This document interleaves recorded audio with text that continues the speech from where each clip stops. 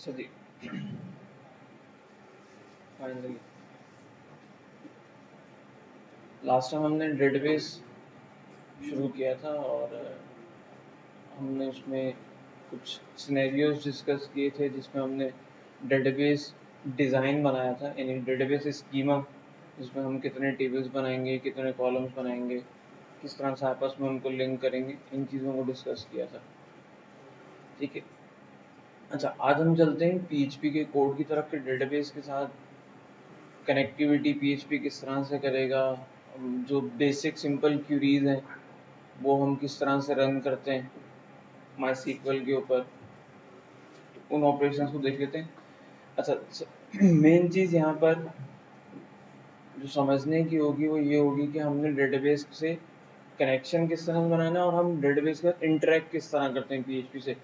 Curies के ऊपर बहुत ज़्यादा हम फोकस नहीं कर रहे होंगे, वजह उसकी ये कि कुल लाखों करोड़ों क्यूरीज हैं, अकॉर्डिंग टू सिनेरियो आप कौन सी किस वक्त कौन सी क्यूरी लगाते हैं, लेकिन बेसिक जो क्यूरीज हैं वो चार हैं। वो कौन सी, उसके ऊपर भी अभी हम बात करेंगे। नई शीट आ गई, पहले वाली पहले वाली, अरे तो वो भी मुझे चाहिए। चलो ठीक मिलेगा।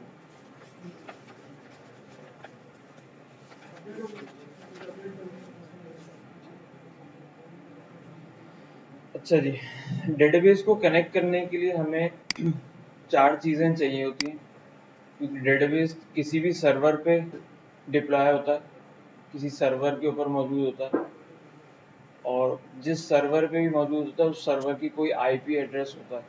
आईपी या कोई आईपी एड्रेस होगा, या अगर हमारे केस में क्योंकि मेरे पास लोकल मशीन पे ये लोकल मशीन का भी एक आईपी एड्रेस होता है, जो शायद हम पहले बता चुके हैं, 127.0.0.1, ये कहलाता है लूप बैक एड्रेस, और ये मेरी लोकल मशीन का आईपी एड्रेस होगा। अच्छा, या तो आप 127.0.0.1 लिखें, या फिर हम लिखें लोकल होस्ट बाद बराबर है, यानी कि एक ही है, दोनों जो है वो पॉइंट करते हैं इसी लोकल आईपी को। अच्छा जी, किसी भी डेटाबेस सर्वर को कनेक्ट करने के लिए आपको एक अदद आईपी चाहिए, एक अदद यूजर नेम चाहिए, क्योंकि डायरेक्टली डेटाबेस पे कोई लॉगिन नहीं कर सकते, उसके लिए एक आपको यूजर नेम और एक पासवर्ड चाहिए होता है। तो तीन चीज़ें तो आपको डेटाबेस इंजन को कनेक्ट करने के लिए चाहिए। उसके बाद एक सर्वर के ऊपर आप मल्टीपल डेटाबेसेस बना सकते हैं, लेकिन मेरे पास एक सर्वर है, इस पर मैं मल्टीपल डेटाबेसेस क्रिएट कर सकता हूँ, और हर डेटाबेस के अंदर मल्टीपल टेबल्स हो सकते हैं, हर टेबल में मल्टीपल कॉलम्स हो सकते हैं। ठीक है, यानी कि एक मशीन पे एक से ज़्यादा डेटाबेस सर्वर्स हो सकते हैं। डेटाबेस इंजन एक होगा, इंजन से बड़ा, जिस तरह इंजन में कह रहा हूँ माई सीक्वल को, डेटाबेस इंजन मेरे केस में माई सीक्वल, MS SQL भी हो सकता है, ऑरिकल भी हो सकता है, फॉक्स, जो भी आप डेटाबेस इंजन यूज करना चाहें वो कोई भी डेटाबेस इंजन हो सकता है, और उस डेटाबेस इंजन के अंदर मल्टीपल डेटाबेसेस हो सकते हैं। ठीक है, तो हम पहले कनेक्ट करते हैं, उसके बाद हम बताते हैं कि मेरा इस सर्वर के ऊपर जो डेटाबेस मेरी एप्लीकेशन जिससे कम्युनिकेट करेगी, उस डेटाबेस का नाम XYZ या ABC जो भी होगा, वो हम बताते हैं कि ये मेरा एक्चुअल डेटाबेस जिसके साथ मैं काम करूंगा वो ये होगा। तो वो फोर्थ पैरामीटर जो है हमारे पास, वो डेटाबेस नेम होता है, जो हम बताते हैं सर्वर को कि मुझे इससे कनेक्ट करना है। ठीक है, तो वो किस तरह से होता है उसको देख लेते हैं। मैंने आपसे कहा कि जी मुझे चाहिए सबसे पहले एक अदद आईपी एड्रेस, मैं एक वेरिएबल ले लेता हूँ आईपी के नाम से। अच्छा, ये लास्ट तक नजर आ रहा है, क्लियर है? मेरे केस में है लोकल होस्ट, या फिर लूप बैक एड्रेस ले लें आप। उसके बाद मुझे चाहिए यूजर नेम।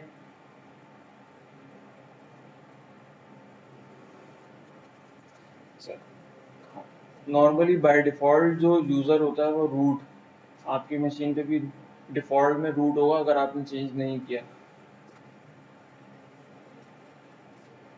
पासवर्ड नॉर्मली जिन लोगों ने इंस्टॉलेशन के बाद अगर कोई पासवर्ड सेट किया था तो वो पासवर्ड दें, और अगर नहीं दिया तो इसको ब्लैंक छोड़ दें।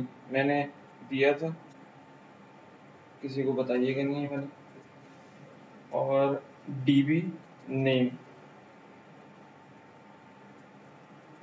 सर डेटाबेस अभी मैंने कोई क्रिएट किया नहीं है, इसलिए मैं अभी फिलहाल इसको ब्लैंक छोड़ देता हूँ, लेकिन हम देंगे अभी थोड़ी देर में। ठीक होगी। ये 4 पैरामीटर्स मुझे चाहिए, IP address, user name, password और डीबी नेम। ठीक है, बल्कि मैं एक नाम देता हूँ, ई कॉमर्स। ठीक है, ये अभी मैंने बनाया नहीं है, इसको हम क्रिएट करते हैं।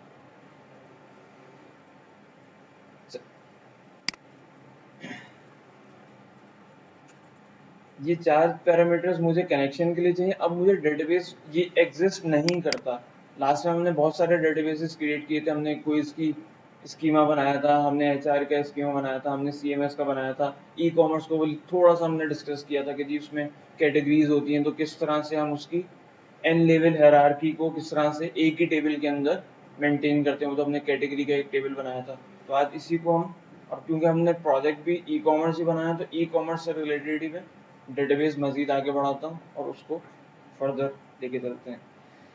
अच्छा जी, अब मुझे स्कीमा, डेटाबेस स्कीमा बनाना है या डेटाबेस क्रिएट करना है। इसके लिए लास्ट टाइम मैंने आपको बताया था कि हमारे पास बहुत सारी एप्लीकेशंस हैं, आईडीज हैं। या तो मैं ब्लैक स्क्रीन के ऊपर करूँ कमांड लाइन के थ्रू, अगर आपको कमांड्स याद हैं तो आपकी एक्सपर्टीज है तो आप उस तरह से कर लें। मुझे याद नहीं है, इसलिए मैं इस टूल का सहारा लेता हूँ जिसका नाम है PHP MyAdmin। आपके पास भी जब आपने वैम जेम या वैम स्टैक या इजी PHP जो भी आपने एप्लीकेशन इंस्टॉल की होगी, उसके साथ ये डिफॉल्ट में एक एप्लीकेशन आती है PHP MyAdmin के नाम से, जिसको एक्सेस करने का तरीका ये है कि localhost/php MyAdmin। ठीक है जी, तो ये एक छोटा सा इंटरफेस आएगा यहाँ पर, जिसमें आपने अपना यूजर नेम देना है, मेरे केस में अगेन रूट है, और पासवर्ड स्टैटिक। वंस जब आप इसमें लॉगिन करेंगे तो ये इसका एक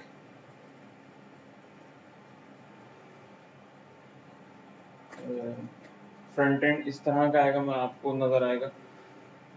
इसमें अब मेरे पास ये जो लेफ्ट पे नजर आ रहे हैं, जरा अब इसको गौर से समझ लीजिए। ये जो मेरे पास लेफ्ट पे मौजूद हैं, जो डब्बे बने हुए छोटे छोटे कंटेनर नजर आ रहे हैं, ये डेटाबेसेस हैं। यानी कि एक सर्वर है मेरे पास, सर्वर कौन सा है, लोकल होस्ट।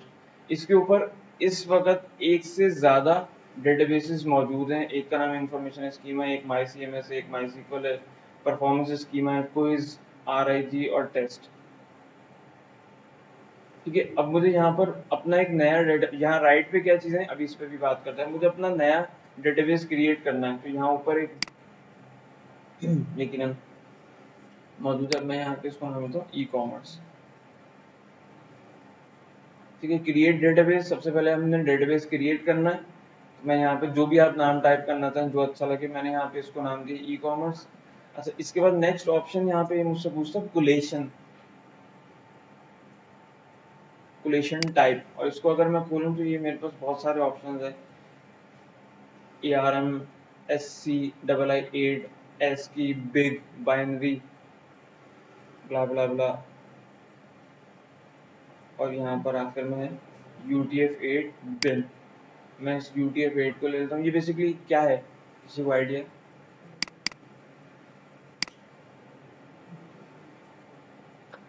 एनीबडी? कुलेशन टाइप है, हाँ नहीं वो तो है, कुलेशन टाइप है। ये जो ऑप्शंस हैं,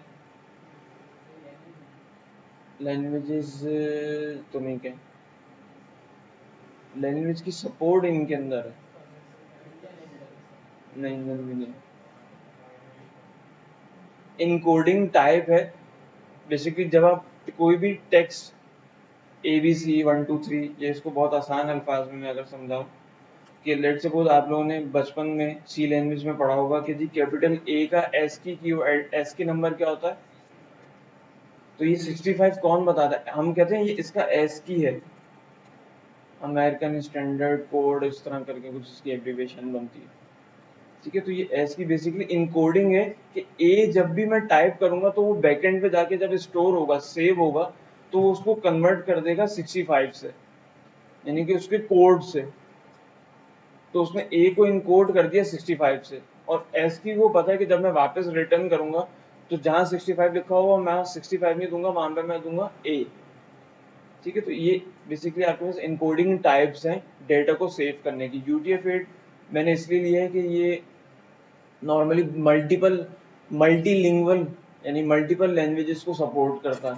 यानी कि अगर आपने डेटाबेस के अंदर अरबिक या चाइनीज या कोई फ्रेंच, डच, जो भी मल्टी अदर देन इंग्लिश है, तो आपने डेटा लैंग्वेज उस लैंग्वेज का डेटा अपने डेटाबेस में स्टोर करना है, तो वो UTF-8 जो है वो ज़्यादातर लैंग्वेजेस को सपोर्ट करता है।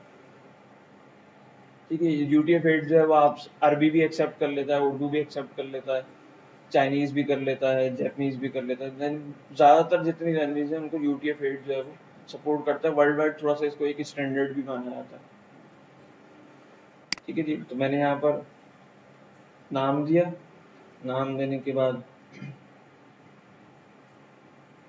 कोलेशन टाइप दी और मैंने क्रिएट कर दिया। अच्छा, अब ये कहता है कि जी no tables found in database. अभी तक हमने कोई टेबल क्रिएट नहीं किया। अच्छा जी, अब मैं यहाँ पर ये मुझसे बोल रहा है कि भाई आप क्रिएट टेबल करें, टेबल का नाम दें। मैं कहता हूँ कि जी टेबल का नाम होगा कैटेगरीज, जो कि हमने लास्ट टाइम बनाया था। उसमें नंबर ऑफ कॉलम्स कितने थे हमारे पास?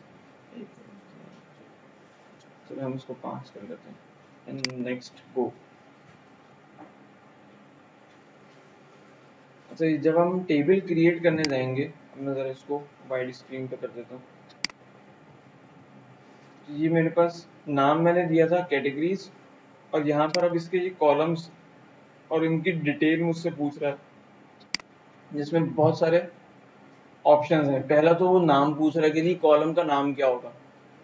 ठीक है जी, हमने लास्ट टाइम टेबल बनाया था, ज़रा मुझे फटाफट कॉलम्स बता दें। एक होगा कैटेगरी आईडी।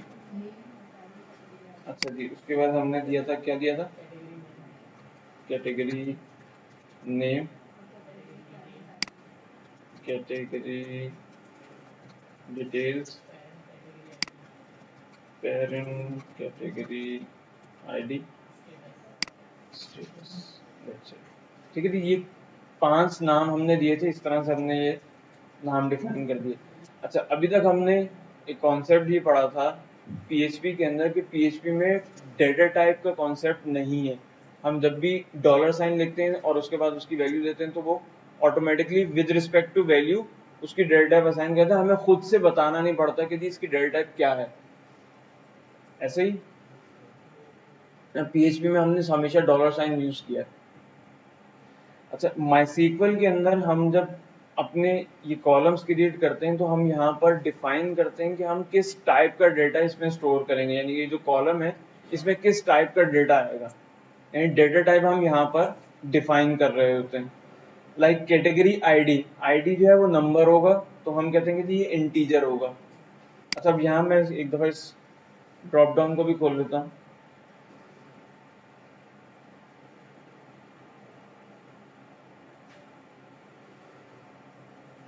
यहाँ पर मेरे पास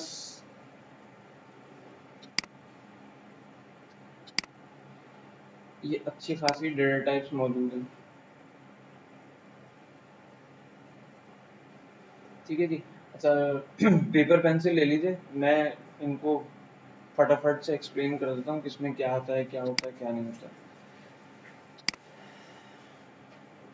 अच्छा जी, यहाँ पर हमारे पास इन्होंने थोड़ा सा इसको ग्रुपिंग की हुई है। पहले तो इन्होंने ये 4 डेटा टाइप ऊपर ही दे दिए हैं आसानी के लिए। इसके बाद इन्होंने डेटा टाइप्स को ग्रुप कर दिया है। न्यूमेरिक के लिए अगर आपके पास न्यूमेरिक वैल्यूज है, तो इन्होंने बताया कि जी हमारे पास टाइनी इंट मौजूद है data type, small int, medium int, int, big int.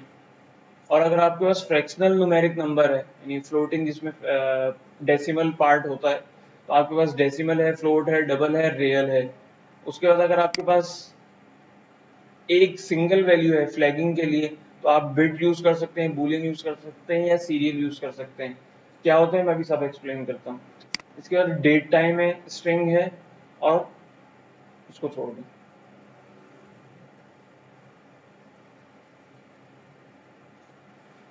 अच्छा जी, यहाँ पर अब हम बात करते हैं न्यूमेरिक के अंदर। ये जो tiny int, small int, medium int, int और बिग इंट, ये इंटीजर की टाइप का डेटा स्टोर करेगा, और इन 500 में डिफरेंस क्या है कि इनकी रेंज का डिफरेंस है कि जी टाइनी इंट जो है वो 1 से लेकर 255 तक का नंबर स्टोर कर सकता है, स्मॉल इंट 1024 तक जा सकता है, मीडियम इंट शायद उससे बड़ा नंबर स्टोर कर रहा है, इंट उससे ऊपर रेंज है, यानी कि इनकी रेंज का फर्क है। टाइप ये इंटीजर ही है, यानी इंटीजर से मुराद जिसमें फ्रैक्शनल पार्ट नहीं है। ठीक है, इनकी सिर्फ रेंज का वैल्यू एक्सेप्ट करने का फर्क है, बाकी इनमें कोई डिफरेंस नहीं है। इंटीजर क्लियर, लिख लिया जी। अच्छा, इसके बाद है डेसिमल, फ्लोट, डबल और रियल। अगेन ये भी फ्रैक्शनल नंबर लेगी, जिसके अंदर डेसिमल पार्ट है, और इसके अंदर भी इसकी रेंज का लिमिट का फर्क है कि जी कितना, कौन से कितने बड़े नंबर को एक्सेप्ट करता है। उसके बाद बिट्स, बूलियन। अच्छा, बिट जो है ये 1 या 0 स्टोर करेगा, और बूलियन ये ट्रू या फॉल्स स्टोर करेगा। ठीक है जी। जहां पर हमें फ्लैगिंग की जरूरत पड़ती है, जिस तरह हमने यहाँ पर एक कॉलम लिया स्टेटस,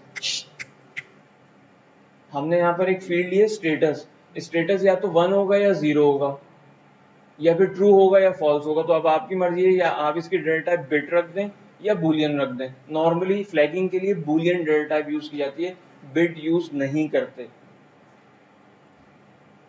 फ्लैगिंग के लिए जहाँ पे हमें स्विच ऑन ऑफ चेक करना है, वहां पर हम बूलियन डेटा टाइप को यूज करते हैं, बिट को नॉर्मली यूज नहीं किया जाता। सीरियल क्या होता है, इसको छोड़ दीजिए, यूज नहीं होता। होता है, बहुत फ्रीक्वेंट यूज नहीं होता। अच्छा जी, अब हमारे पास यहाँ कैटेगरी आईडी है, मैं यहाँ पर कैटेगरी आईडी इसकी ले लेता हूँ इंटीजर। अच्छा, इसके बाद नेक्स्ट, अच्छा बाकी डेटा टाइप्स के ऊपर भी मैं भी आता हूँ। इसके बाद नेक्स्ट ये पूछता है कि ठीक है इसकी इंटीजर, लेकिन इसमें टोटल इंटीजर की भी एक रेंज है, तो आप उस रेंज की कितने मैक्सिमम नंबर्स तक जाएंगे। आप 5 दे सकते हैं यहाँ पे लेंथ, यानी कि लेंथ जो है कितने नंबर ऑफ कैरेक्टर्स का इंटीजर नंबर होगा, 1 2 3 4 5 6। तो आप यहाँ पे नॉर्मली जो डिफॉल्ट वैल्यू यहाँ सेट होती है वो 11 होती है, तो आप 10 करना चाहें, 11 करना चाहें, जो दिन चाहे वो आप यहाँ पे दे दीजिए। अच्छा, इसके बाद अगर आपने इसको, इस कॉलम की कोई डिफाइंड डिफॉल्ट फील्ड सेट करनी है, डिफॉल्ट फील्ड यहाँ, तो आप अगर यहाँ पे कोई डिफॉल्ट वैल्यूज असाइन कर देंगे कि अगर इसमें मैं वैल्यू ना भी दूं तो ये डिफॉल्ट इनिशिएट हो जाए मेरी इस वैल्यू से, लाइक नल से हो जाए, करंट टाइम स्टैम्प से हो जाए, यानी कि जो भी टाइम होगा उस वक्त सर्वर पे वो इसको असाइन हो जाए, या कुछ भी नहीं। ठीक है, और अगर आपको डिफाइन करना चाहते हैं तो एज डिफाइंड में कहता हूँ कि जी अगर इसको वैल्यू ना भी मिले, अगर मैं ना भी दूं तो इसको डिफॉल्ट में 100 असाइन हो जाए, लेट सपोज, जो कि मैं नहीं दे रहा फिलहाल, मैं इसको नन रखूंगा। इसके बाद अगेन आ गई कोलेशन टाइप, भाई इनकोडिंग टाइप है, फिलहाल मैं इसको भी कुछ नहीं दे रहा। अच्छा, एट्रीब्यूट्स में binary, unsigned, unsigned, zero fill, on, update, current timestamp. अच्छा, ये एट्रीब्यूट्स क्या हैं, किसी को आइडिया है। अनअसाइंड, नहीं सॉरी, अनसाइंड या अनसाइंड जीरो फील्ड। अनसाइंड क्या होता है,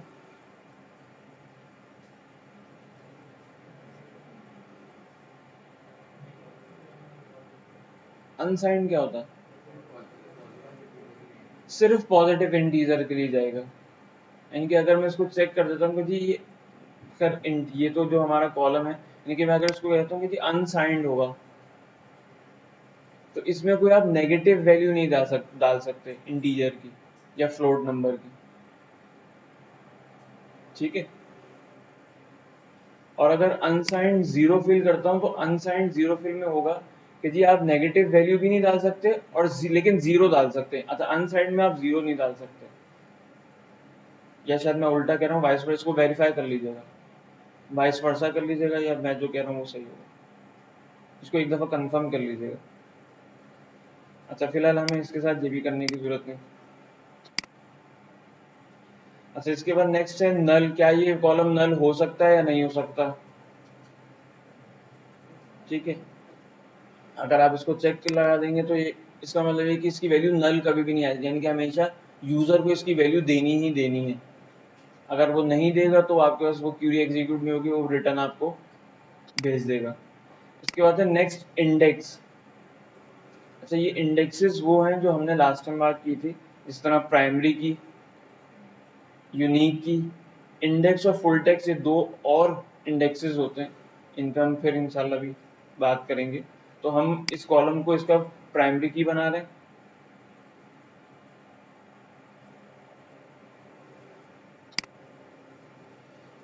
अच्छा, उसके बाद लिखा है ये एआई। एआई से मुराद क्या है? Artificial intelligence. अच्छा, ऑटो इंक्रीमेंट, ये ऊपर लिखा हुआ आ गया था सर। एआई से मुराद है ऑटो इंक्रीमेंट। ऑटो नॉर्मली जितनी भी हम प्राइमरी कीज टेबल के अंदर बनाते हैं, उसको हम बाय डिफॉल्ट प्राइमरी की और ये एआई के ऊपर यानी कि ऑटो इंक्रीमेंट के ऊपर चेक लगाते हैं कि इसकी वैल्यू ऑटो इंक्रीमेंट होती रहे। जैसे जैसे इसके अंदर डेटा इंसर्ट होता रहा नया, तो इसकी वैल्यू अपने हिसाब से एक 1+ होके नेक्स्ट रिकॉर्ड ऐड हो जाए, इसको कहा जाता है ऑटो इंक्रीमेंट। और प्राइमरी की को नॉर्मली ऑटो इंक्रीमेंट रखा जाता है, ठीक है, 95% केसेस में। ठीक हो गया जी, क्लियर? अच्छा, उसके बाद आपने ये कॉलम क्यों बनाया, इसके लिए आपको एक कमेंट्स देना चाहें कि जी मैंने ये कॉलम इसलिए बनाया था, ब्ला ब्ला ब्ला ब्ला, तो वो आप यहाँ पे अपने कमेंट्स दे दीजिए।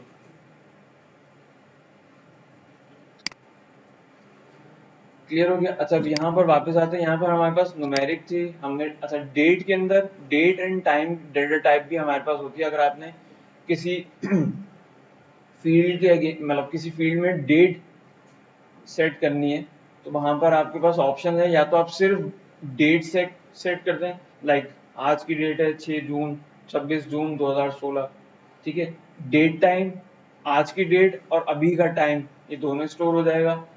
टाइम स्टैम्प,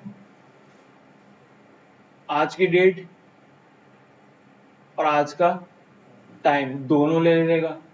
टाइम सिर्फ और सिर्फ टाइम देगा, और ईयर आपके पास सिर्फ ईयर को स्टोर करेगा। अच्छा, यहाँ पे टाइम स्टैम्प और डेट टाइम दोनों एक ही काम करते हैं,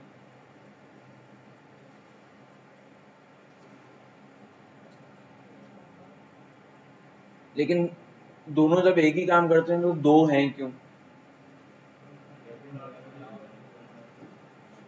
सेकंड ये भी थे, वो छोड़ दें, उसके जो टूल टिप आ रही है। यहाँ पे डेट टाइम और टाइम स्टैम्प दोनों एक ही काम करते हैं, डेट और टाइम दोनों स्टोर करते हैं। डेट टाइम भी और टाइम स्टैम्प भी, दोनों में एक छोटा सा डिफरेंस ये है कि डेट टाइम अगर मैं किसी कॉलम के साथ सेट करता हूँ, इसको लिख लीजिएगा। जिस तरह लेट सपोज मैंने यहाँ कैटेगरी नेम के साथ डेट टाइम दे दिया, जो कि मुझे देना नहीं फिलहाल, सिर्फ समझने के लिए। अगर मैं डेट टाइम देता हूँ तो मुझे खुद से मैन्युअली इसकी यानी कि जब मैं क्यूरी इंसर्ट करूंगा या क्यूरी चलाऊंगा, तो मुझे इस कॉलम की वैल्यू देनी पड़ेगी, तो इसमें वैल्यू इंसर्ट होगी या अपडेट होगी। अगर मैंने सेट किया है डेट टाइम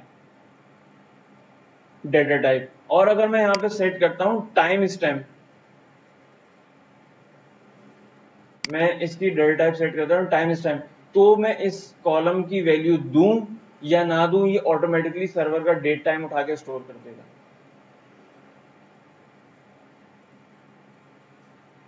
ठीक है। अच्छा, ये टाइम स्टैम्प जो है यूज किया जाता है लॉगिंग के लिए, यानी कि जहां पर आप सिर्फ अपने पास ये लॉग मेंटेन करना चाह रहे हो कि इस टेबल पे कोई ऑपरेशन परफॉर्म हुआ है, किन साहब ने किया और किस टाइम पे किया है।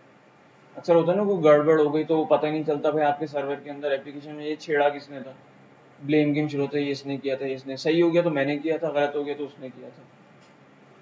ठीक है, तो ये होता है नॉर्मली। और तो वहां पर आप उसको ट्रैक बैक कर सकते हैं कि जी किस टाइम पे। तो इस चीज के लिए हम नॉर्मली लॉगिंग जो रख रहे होते हैं, लॉग मेंटेन कर रहे होते हैं डेटाबेस के अंदर ही, कि ये इस टेबल पे ये ऑपरेशन परफॉर्म हुआ था, इस टाइम पे हुआ था और इन साहब ने किया था।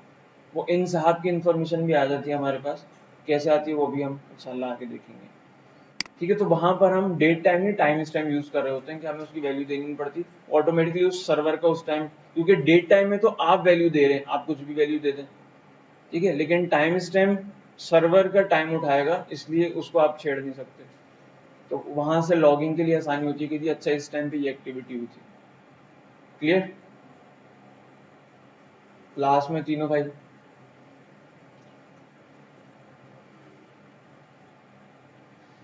अच्छा जी, और टाइम सिर्फ आप टाइम स्टोर कर सकते हैं, और ईयर के अंदर सिर्फ ईयर यानी साल, 2016, 15, 17, 18, 20। अच्छा जी, इसके बाद हमारे पास है नेक्स्ट, व्हाट नेक्स्ट, स्ट्रिंग। अच्छा, स्ट्रिंग के अंदर हमारे पास बहुत तवील एक फहरिस्त है, एक रेंज, जिसमें हमारे पास ये चार भी है, वार चार भी है, टाइनी टेक्स्ट है, medium, long, then binary, varbinary, tiny blob, enum, set. ये हमारे पास काफ़ी सारी चीज़ें। अच्छा, यहाँ पे समझने के लिए जो यूजफुल चीज़ है वो ये है कि हमारे पास ये चार है, ये भी स्ट्रिंग स्टोर करेगा। ठीक है, स्ट्रिंग है ना, ये देखें इसके ऊपर ग्रुपिंग हुई है स्ट्रिंग। varchar ये भी स्ट्रिंग स्टोर करेगा। टाइनी टेक्स्ट, मीडियम टेक्स्ट, इसकी अगेन वही रेंज का चक्कर है। ठीक है, लेकिन ये भी अगेन स्ट्रिंग ही स्टोर कर रहा होगा। और बाकी चीज़ों के ऊपर अभी हम आते हैं। ये तीनों स्ट्रिंग स्टोर करने के लिए इस्तेमाल किए जाते हैं, चार भी, varchar भी और टेक्स्ट भी। ठीक है,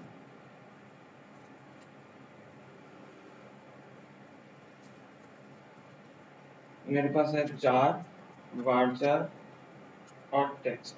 इन तीनों का डिफरेंस फेवरेट क्वेश्चन होता है जूनियर से इंटरव्यू के दरमियान पूछना कि जी इन तीनों का डिफरेंस बताएं। अच्छा जी, कैरेक्टर, पहला डिफरेंस ये है कि यहाँ पर जब मैं स्ट्रिंग लेता हूँ तो चार और varchar इसकी मुझे लेंथ देना पड़ती है। अच्छा देखें, चार की जो मैक्सिमम लेंथ है वो 0 से 255 है, एक तो रेंज का फर्क है इसका। ठीक है, varchar की लेंथ जो है वो 0 से, ये अगेन टूल टिप के अंदर आ 65535, ये इसकी रेंज है कि इतना बड़ा स्ट्रिंग जो है, इतने करेक्टर्स का स्ट्रिंग ये स्टोर कर सकता है। ठीक है जी,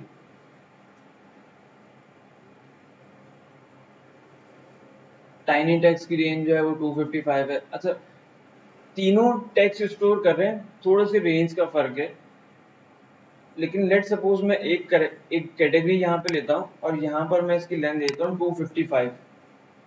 अब मैं यहाँ पर 255 करेक्टर टाइप लूँ, या फिर मैं varchar लेके करेक्ट इसकी लेंथ 255 लूँ, या टेक्स्ट लेके 255 लूँ, तीनों में फर्क क्या आएगा?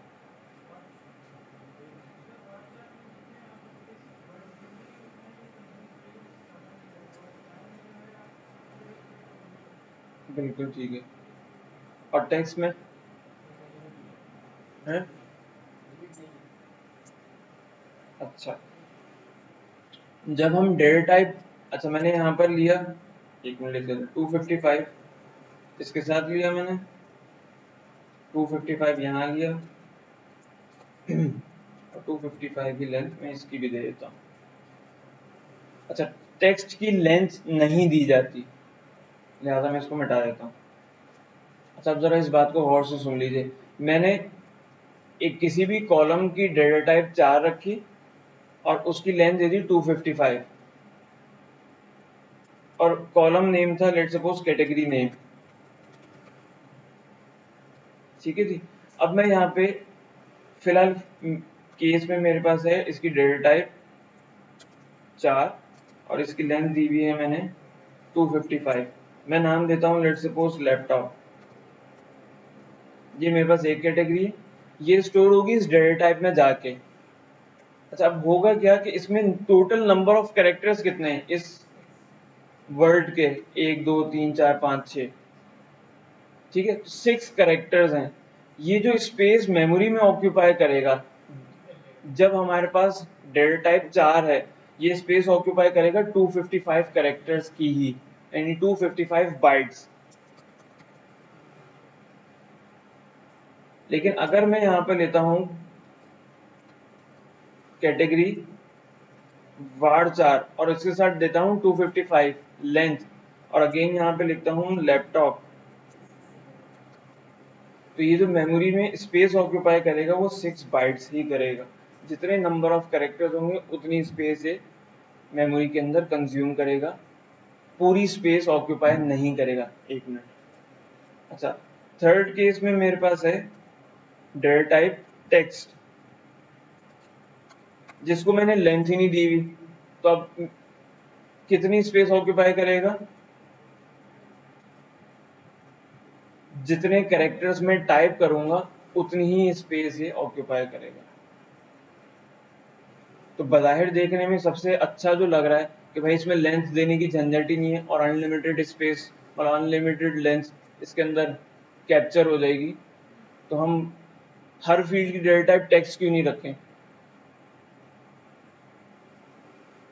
बात समझ आई? सवाल समझ में आया?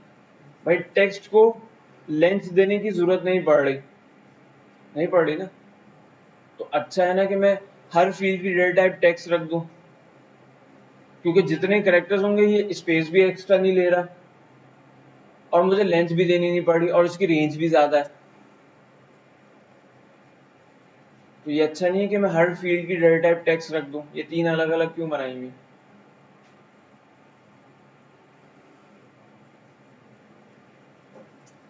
जी आसिम भाई, आसिम उस्मान, कोई जवाब है?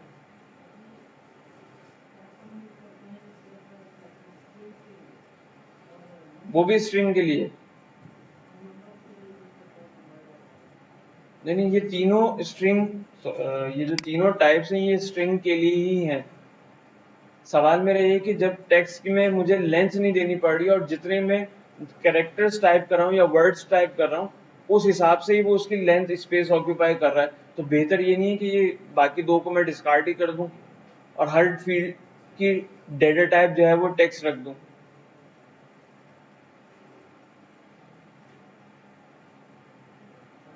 जी ये जो हमारे भाई चश्मे में बैठे पर्पल शर्ट में मुस्कुरा, हाँ जी आप, कोई टैक्स, हाँ क्यों, मतलब हर एक को मैं टैक्स रख दूं, सही है या नहीं? अगर नहीं तो क्यों, और अगर हाँ तो क्यों? ताहा शाह साहब।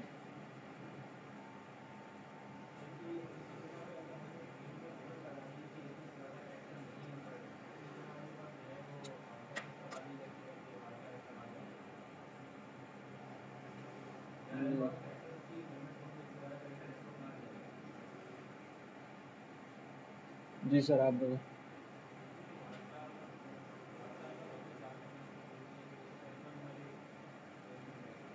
जी जी वामिक, वामिक नाम? नहीं आप जब अरमानी की टी शर्ट में, कोई रीजन, कोई जस्टिफिकेशन, कोई आंसर, कोई तुक्का? जी सर।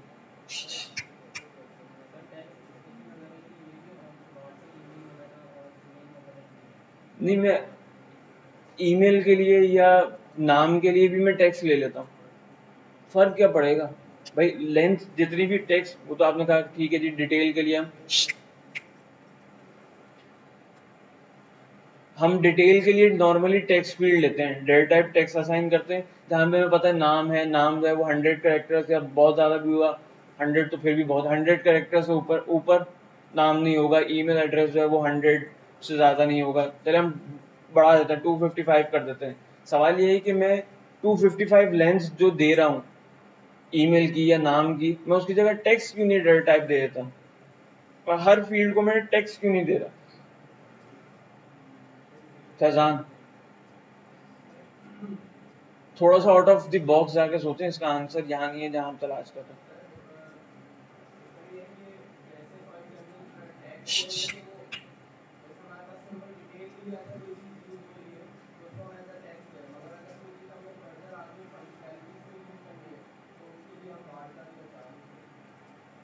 वो तो ठीक है, क्यों?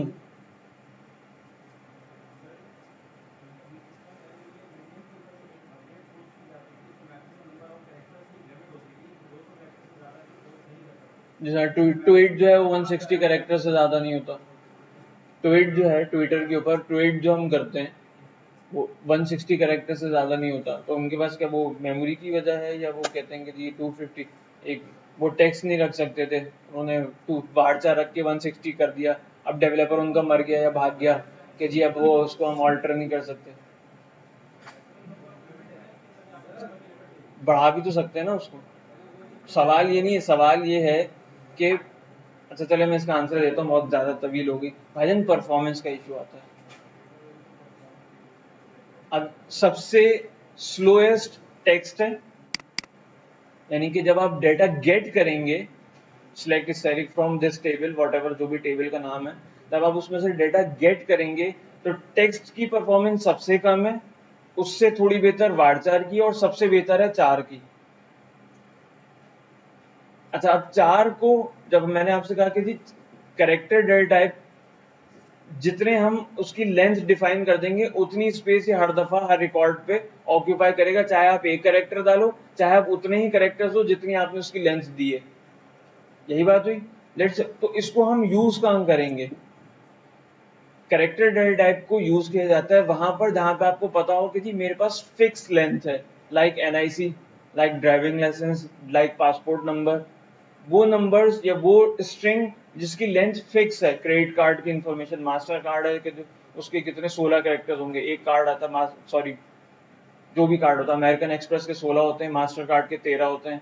तो जहां पर आपको पता है कि जी इनकी लेंथ फिक्स है, वहां पर हम कैरेक्टर डेटा टाइप यूज करते हैं। और जहां पर आपको नहीं पता, जैसा नाम है, फुल नेम है, ईमेल है, जिन पे आप इन फ्यूचर अपनी कोई सर्चिंग भी परफॉर्म करेंगे, उसको आप वारचार रखते हैं। टेक्स्ट के ऊपर सर्चिंग सबसे स्लो होती है, यानी टेक्स्ट डेटा टाइप के ऊपर अगर आप कोई रिकॉर्ड सर्च करें और तीनों के बेंचमार्क्स देखें, फुटप्रिंट्स देखें, तो टेक्स्ट सबसे स्लो है, देन वारचार है, एंड देन चार है। इसलिए हर फील्ड को हम टेक्स्ट में नहीं घुसेड़ते, हम अकॉर्डिंग टू जहां पे मुझे पता है कि यार पासपोर्ट नंबर फिक्स लेंथ का होता है, 8 कैरेक्टर है, 10 कैरेक्टर है, 20 कैरेक्टर का, तो वहां पर हम चार लेते हैं क्योंकि उसकी परफॉर्मेंस और अच्छी है। वार वारचार, लेट मी फिनिश, वारचार जो है उसके बाद है, एंड देन टेक्स्ट है। ठीक है जी। तो जहां पे हमें डिटेल चाहिए होती है, कोई आर्टिकल लिखना किसी लंबा चौड़ा, वहां पे हम डेटा टाइप टेक्स्ट लेते हैं। जहां पे नाम, ईमेल, फादर नेम, इस तरह की इंफॉर्मेशन है, वहां पर हम वारचार लेते हैं। और जहां पर फिक्स लेंथ का हमें पता है, एनआईसी, पासपोर्ट, बला बला बला, तो वहां पर हम चार डेटा टाइप लेते हैं। क्लियर जी? अब आप पूछें।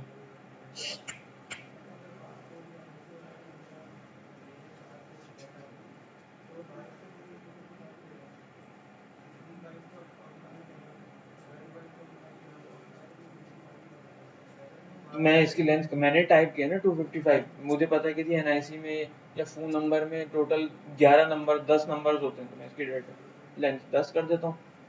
किसने जबरदस्ती थोड़ी गन पॉइंट पे कि जी 255 ही दो। ठीक है, लेंथ तो मेरे हाथ में है ना। क्लियर जी? हाँ, वापस आते हैं डेटा टाइप्स के ऊपर। अच्छा जी, इसके बाद text, tiny text, medium text, long text, इसमें अगेन रेंज का फर्क है जो कि ये टूल टिप में आपको नजर आ रही होगी। अच्छा जी, इसके बाद बाइनरी, अगर आपने बाइनरी डेटा स्टोर करना है 1010 की फॉर्म में, तो आप ये बाइनरी डेटा यूज कर लें। अच्छा, अगेन बार बाइनरी और बाइनरी के अंदर वही चक्कर है कि जी फिक्स लेंथ और बार बाइनरी, यानी जिस तरह बार चार है और चार है, यही दोनों में डिफरेंस है।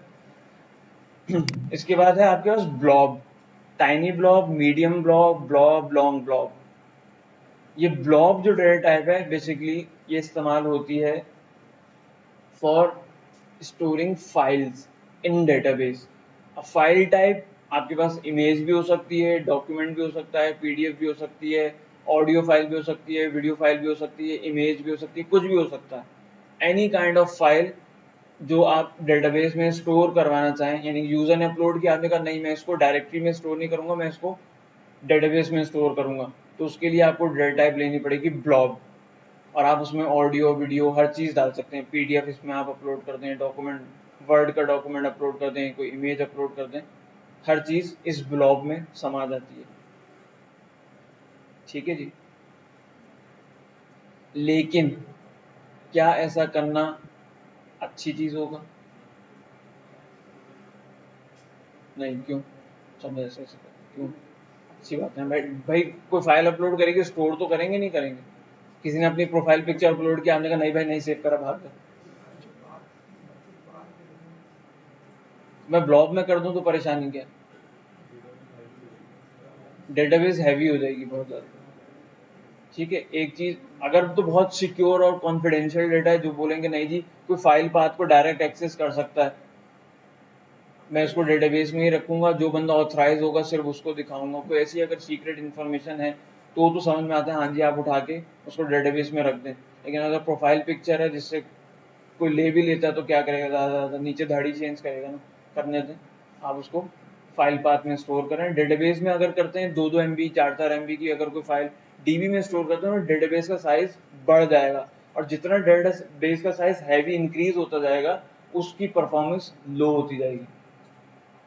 उसके लिए फिर आपको बहुत सारी चीज़ें, बहुत सारी ट्विकिंग करनी पड़ेंगी उसको मेंटेन रखने के लिए। तो उसकी, और नॉर्मली इस चीज़ की ज़रूरत पड़ती नहीं है, लेकिन बहरहाल ये फीचर मौजूद है माईसीक्वल में। ठीक है जी। इनम जो है वो यूज़र डिफाइंड डाटा टाइप है। अगर आप कोई भी अपनी डेटा टाइप डिफाइन करना चाहें जिसमें आप कहें कि जी इसमें सिर्फ मेरी 2 ही वैल्यूज़ या 3 वैल्यूज़ होंगी, लाइक अगर मेरे पास कोई कॉलम है जेंडर का, अब आपको पता है इसमें 2 ही वैल्यूज़ जा सकती हैं, तो आप वहाँ पर डेटा टाइप इनम लेते हैं, मेल एंड फीमेल। ठीक है, हाँ से नहीं, ट्रांसजेंडर्स भी लिख लें आप बस। सेट, एक वैल्यू सेट करने के लिए।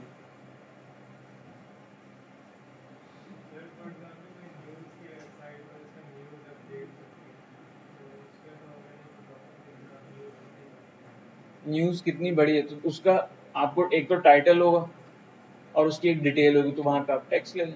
एक टाइटल होता है, एक एक्सर्ट होता है, तो छोटी शॉर्ट डिस्क्रिप्शन आ होती है, देन जब आप उस पर क्लिक करते हैं तो एक लंब स्टोरी होती है पूरी, ऐसे ही है ना। तो उसके लिए आप text related type.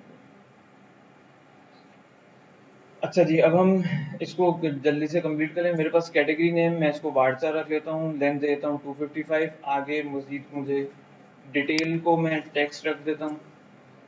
Parent category ID integer ही होगी, इसकी भी मैं लेंथ 10 देता हूँ। स्टेटस जो है वो मैं कहता हूँ कि जी टाइनी इंट होगा, जिसकी लेंथ होगी 1, या फिर मैं बूलियन ले लेता हूँ,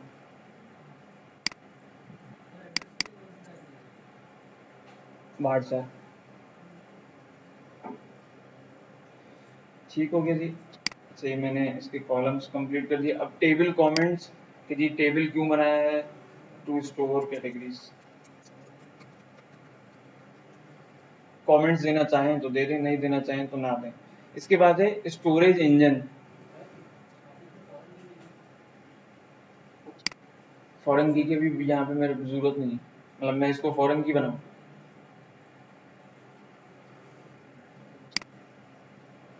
अच्छा जी, यहाँ पर एक और इम्पॉर्टेंट चीज़ है, स्टोरेज इंजन। मैं जब माईसीक्वल के अंदर कोई भी टेबल क्रिएट करता हूँ तो ये मुझसे पूछते हैं स्टोरेज। एक डिफ़ॉल्ट में तो इनोडीबी सेट होता है, लेकिन यहाँ पे मेरे पास 2 3 4 ऑप्शंस हैं। एक है माइजम, एक black hole, CSV, memory, archive और इनोडीबी। नॉर्मली माइजम और इनोडीबी यूज़ किया जाता है, ये बाकी छोड़ दें।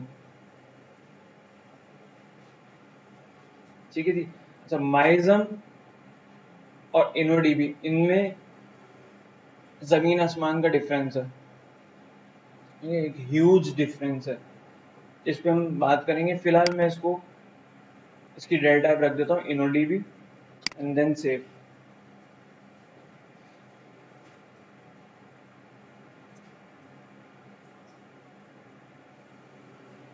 अच्छा जी, ये मेरे पास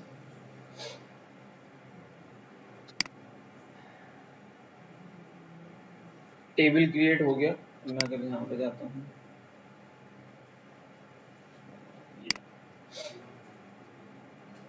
तो ये मेरे पास एक टेबल है जिसका नाम है कैटेगरीज। ठीक है, और अगर मैं इस पर क्लिक करता हूँ तो इसके अंदर मजीद अभी फ़िलहाल कोई रिकॉर्ड्स नहीं है, लेकिन अगर मैं इसका स्ट्रक्चर देखूँ तो मेरे पास कैटेगरी आईडी है, कैटेगरी नेम है जिसको मैंने वार्डचार दिया है, कैटेगरी डिटेल्स है, पेरेंट कैटेगरी आईडी है, स्टेटस है। ठीक है जी, तो ये मेरे पास एक टेबल क्रिएट हो गया, इस तरह से होगा। क्लियर हो गया जी? यहाँ तक कोई सवाल तो पूछ लीजिए।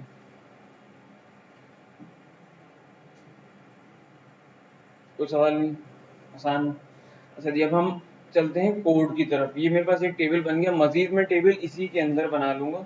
अगर मुझे कोई और टेबल क्रिएट करना है इस डेटाबेस के अंदर, ये रहा डेटाबेस ई कॉमर्स, जहाँ पे अभी फिलहाल एक टेबल आ रहा है। अब मुझे अगर कोई और टेबल क्रिएट करना है, यहाँ पर मैं कहता हूँ कि जी प्रोडक्ट्स, और इसमें जितने भी आप कॉलम देना चाहें वो दें, और उसके बाद गो। तो देन फिर वही आपके पास फॉर्म आ जाएगा, उसमें आप टेबल के नाम, डेल टाइप और तमाम चीज़ें क्रिएट कर लीजिए। ठीक है, अच्छा इसको हम करेंगे, मजीद टेबल्स भी क्रिएट करेंगे। अब हम चलते हैं इस डेटाबेस को कनेक्ट करने की तरफ। कोई यहाँ तक सवाल है तो पूछ लीजिए ताकि हम फिर आगे चलें। जी हाँ, एसक्यूएल एक्सटेंशन है एसक्यूएल की, माई सीक्वल आई एक्सटेंशन है, एक्सटेंडेड बता। अच्छा जी, माई सीक्वल को कनेक्ट करने के लिए हमारे पास पीएचपी में एक बहुत आसान सा फंक्शन है, माई सीक्वल अंडरस्कोर कनेक्ट, और इसको हम 3 पैरामीटर्स पास करते हैं। पहला आईपी, दूसरा यूजर नेम और तीसरा पासवर्ड। That's it. ये आपको कनेक्शन इस्टेब्लिश करके दे देगा माई सीक्वल के साथ, और आप इसको चेक कर लेंगे कि अगर ये कनेक्शन इस्टेब्लिश हो जाता है, अगर नहीं होता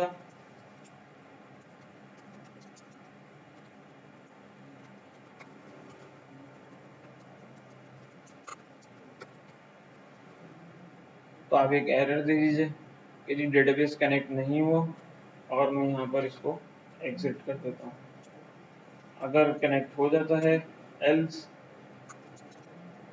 तो मैं कहता हूँ कि जी डेटाबेस कनेक्टेड।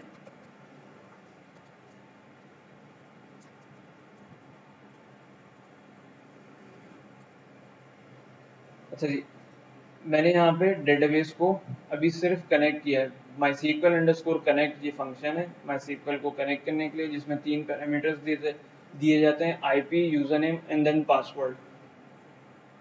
ठीक है, अच्छा ये 4th पैरामीटर मैंने अभी यहाँ पर इस्तेमाल नहीं किया, जिसको मैं कह रहा था डेटाबेस नेम। इसके लिए हमारे पास एक और फंक्शन है, जब आप डेटाबेस अपना कनेक्ट कर लेंगे उसके बाद उसको हम चेक कर लेते हैं कि जी आया कि कनेक्ट हो गया या नहीं हुआ। मैं जाता हूँ ब्राउज़र पे, लोकल होस्ट,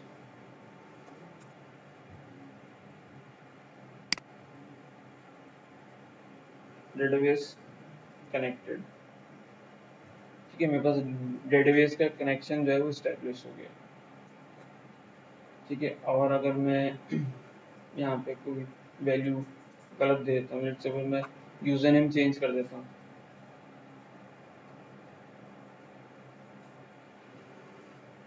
तो आपके पास ये एरर आ जाएगा कि access denied for the user root 0, और आपके पास database not connected, database connect नहीं हुआ।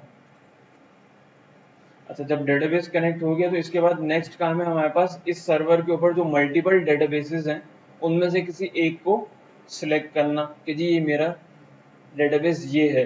तो उसके लिए हमारे पास एक और फंक्शन है MySQL underscore select underscore DB, और इसको हम देते हैं डेटाबेस नाम एज अ फर्स्ट पैरामीटर, और सेकंड पैरामीटर अगर आप देना चाहें, जो कि देना चाहिए, ऑप्शनल होता है लेकिन दे दें तो बेहतर है, वो कनेक्शन जो हमने यहाँ पे माई सीक्वल को कनेक्ट करते हुए बनाया था।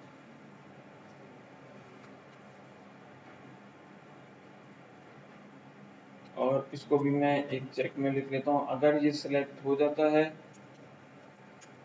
अगर नहीं सिलेक्ट होता तो मैं कहता हूँ कि जी db not selected, else echo db selected. ठीक है जी, database connected and db selected, दोनों ऑपरेशन आपके सक्सेसफुली परफॉर्म हो गए। क्लियर जी। अच्छा, एक छोटा सा काम मैं यहाँ पे आपको दिखाता हूँ। मैं इस ये जो वेरिएबल है जिसको हमने माई सीक्वल कनेक्ट करवा के उसको असाइन किया है, जो कनेक्शन वेरिएबल है, MySQL कनेक्ट किया और इसको मैंने एक वेरिएबल में स्टोर किया, जैसे MySQL कनेक्ट, जो भी इसने रिटर्न किया होगा उसको उठा के मैंने इस वेरिएबल में स्टोर किया। इसको मैं एक दफा प्रिंट करवा के देखना चाहता हूँ कि इसमें क्या है। इसमें लिखा हुआ है रिसोर्स ID #3। अच्छा, एक छोटा सा काम और करता हूँ मैं फटाफट से, गेट टाइप $कनेक्शन। मैं इसकी टाइप भी चेक करना चाह रहा हूँ कि इसकी टाइप क्या है, डेटा टाइप।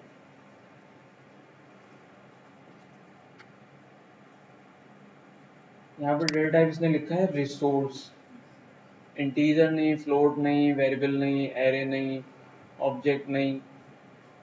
PHP के अंदर एक और डेटा टाइप होती है रिसोर्स के नाम की, ठीक है।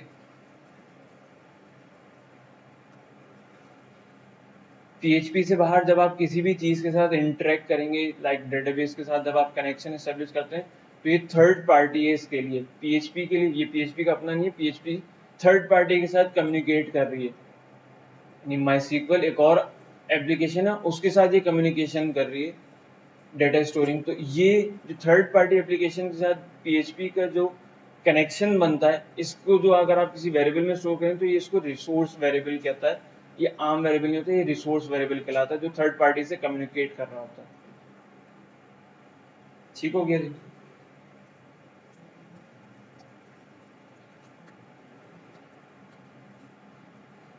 अच्छा, अब मुझे आगे बढ़ना। आगे बढ़ने से पहले एक और छोटा सा काम मैं यहाँ पे आपको बता दूं। ये जो मैंने यहाँ पर क्रेडेंशियल्स दिए,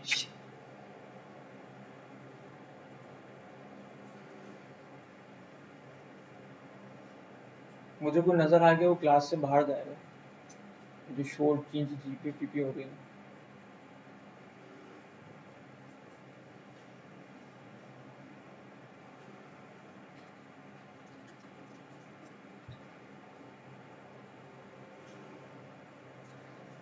अच्छा जी, क्या कह रहे थे मैं?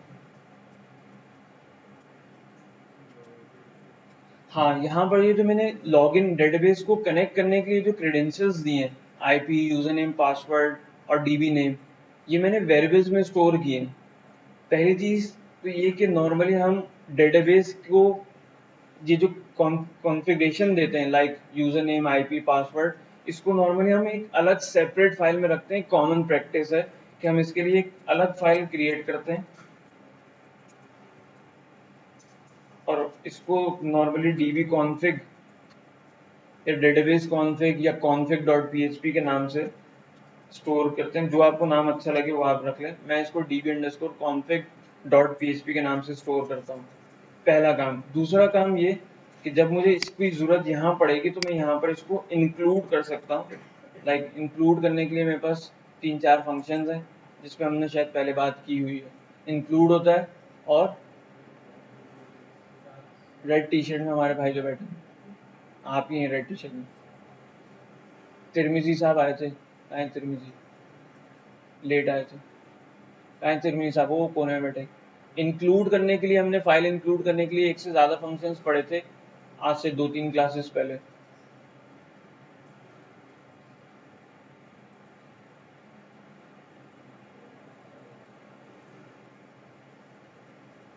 कोई और?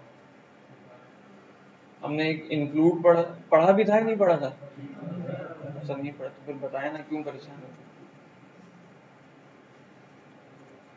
अच्छा जी, हमारे पास फाइल इंक्लूजन के लिए 4 फंक्शंस हैं। एक है इंक्लूड,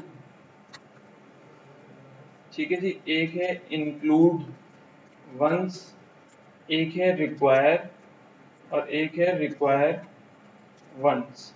ये 4 फंक्शन हैं जो कि फाइल को इंक्लूड करने के लिए, PHP की फाइल को इंक्लूड करने के लिए इस्तेमाल किए जाते हैं।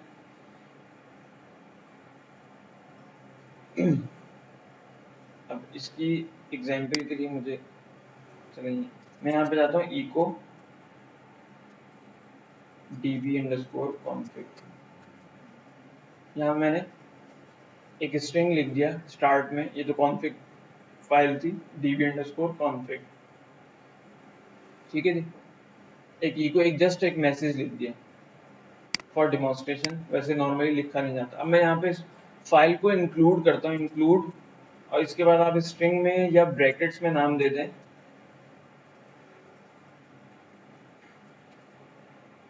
db_config.php। फिलहाल मैं इनको साइलेंट कर देता हूँ।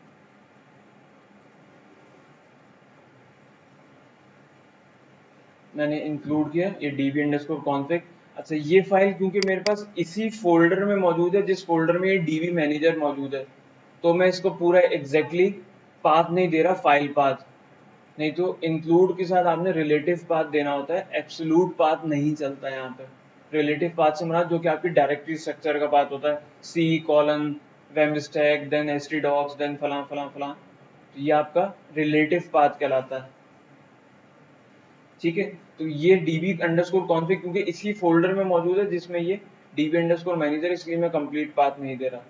अच्छा जी, ये फाइल मैंने इंक्लूड की, अगेन मैं यहाँ पे इसको एग्जीक्यूट करता हूँ, ये इसी तरह से चल जाएगा। db_config ये लिखा हुआ है उस फाइल की वजह से, वो इंक्लूड हो गई।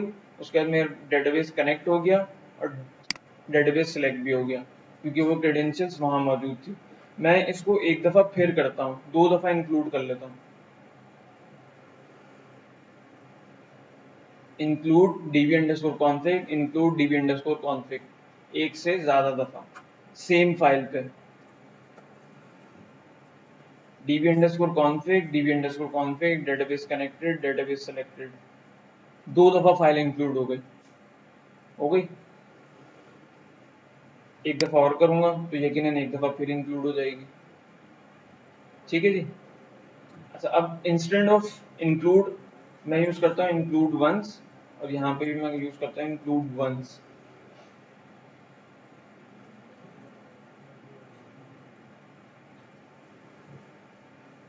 तो ये एक दफ़ा db_config लिखा हुआ है, यानी कि वो फाइल मैंने कॉल तो 2 दफ़ा किया लेकिन इंक्लूड एक ही दफ़ा। वो देखिए कि ये फाइल ऑलरेडी इंक्लूड हो चुकी है, दोबारा अगर उसको कोई इंक्लूड करने जाता है तो बोलेगा भाई hello you have already done this, तो फिर वो भगा देगा, बोलेगा भाई ये ऑलरेडी ऐड हो चुकी है, दोबारा ऐड नहीं करूंगा। यानी कि ओवर हेड नहीं है एक तरह से। एक फाइल आपको एक दफ़ा मिल चुकी है तो बार बार आप उसको इंक्लूड क्यों कर रहे हो? क्लियर? अच्छा, और अगर इन केस मुझे ये फाइल नहीं मिलती, मैं इंक्लूड वंस यूज करता हूँ और यहाँ पे मैं db_config 0 कर देता हूँ, ये फाइल एग्जिस्ट नहीं करती, तो मेरे पास एक अदद वार्निंग आएगी कि जी आप जिस फाइल को इंक्लूड कर रहे हैं वो फाइल मौजूद नहीं है इस डायरेक्टरी के अंदर, और आपका आगे कोड एग्जीक्यूट हो जाएगा। यानी कि ये वाली जो फाइल है, ये फाइल नहीं मिली लेकिन ये वाला कोड एग्जीक्यूट हुआ और उसने कहा कि जी ये डेटाबेस कनेक्ट नहीं हुआ मेरे पास। क्यों? क्योंकि मुझे वो ये क्रेडेंशियल्स नहीं मिले जो आपने दिया था, आईपी यूजर नेम पासवर्ड। क्यों? क्योंकि वो इसमें मौजूद थे और ये फाइल का नाम ही गलत दिया मैंने। यानी कि इंक्लूड करता हूँ या इंक्लूड वंस करता हूँ तो मेरे पास वार्निंग जनरेट हुई और मेरा कोड जो है वो उसी तरह से काम करता रहा जिस तरह उसने करना था। यानी कोड एग्जीक्यूशन चलती रही लेकिन एक वार्निंग जनरेट हुई, दैट्स इट। ठीक है जी। अब इंस्टेंट ऑफ इंक्लूड वंस मैं यहाँ पे यूज करता हूँ रिक्वायर या रिक्वायर वन। अच्छा, रिक्वायर और रिक्वायर वंस में यही फर्क है कि जी वो रिक्वायर करते रहेंगे तो वो बार बार फाइल उठाता रहेगा, रिक्वायर वंस करेंगे तो वो सिर्फ एक दफा फाइल उठाएगा। लेकिन इंक्लूड और रिक्वायर में क्या फर्क है? अब मैं यहाँ पे रिक्वायर यूज करता हूँ, पहले सही फाइल यूज करते हैं, सब चीजें ओके चल जाएंगी। और अगर मैं यहाँ पे वो फाइल लेता हूँ जो एग्जिस्ट नहीं करती, तो यहाँ पर मेरे पास आएगा एक अदद फेटल एरर, वार्निंग जनरेट हुई, वार्निंग के बाद एक फेटल एरर जनरेट हुआ कि जी ये जो फाइल आप इंक्लूड करना चाह रहे थे ये मुझे मिली नहीं, इसलिए फेटल एरर और आगे की एग्जीक्यूशन स्टॉप हो जाएगी। इंक्लूड वार्निंग जनरेट करता है और एग्जीक्यूशन को नहीं रोकता, जबकि रिक्वायर्ड जो है वो फेटल एरर जनरेट करता है और एग्जीक्यूशन को स्टॉप कर देता, आगे बढ़ने नहीं देता। क्लियर? लिख लीजिए, अभी तो सबको याद रहेगा। अच्छा, ये सवाल भी पूछा जाता है नॉर्मली टेस्ट वगैरह में, इंटरव्यूज वगैरह में कि what is the difference between include once, require once.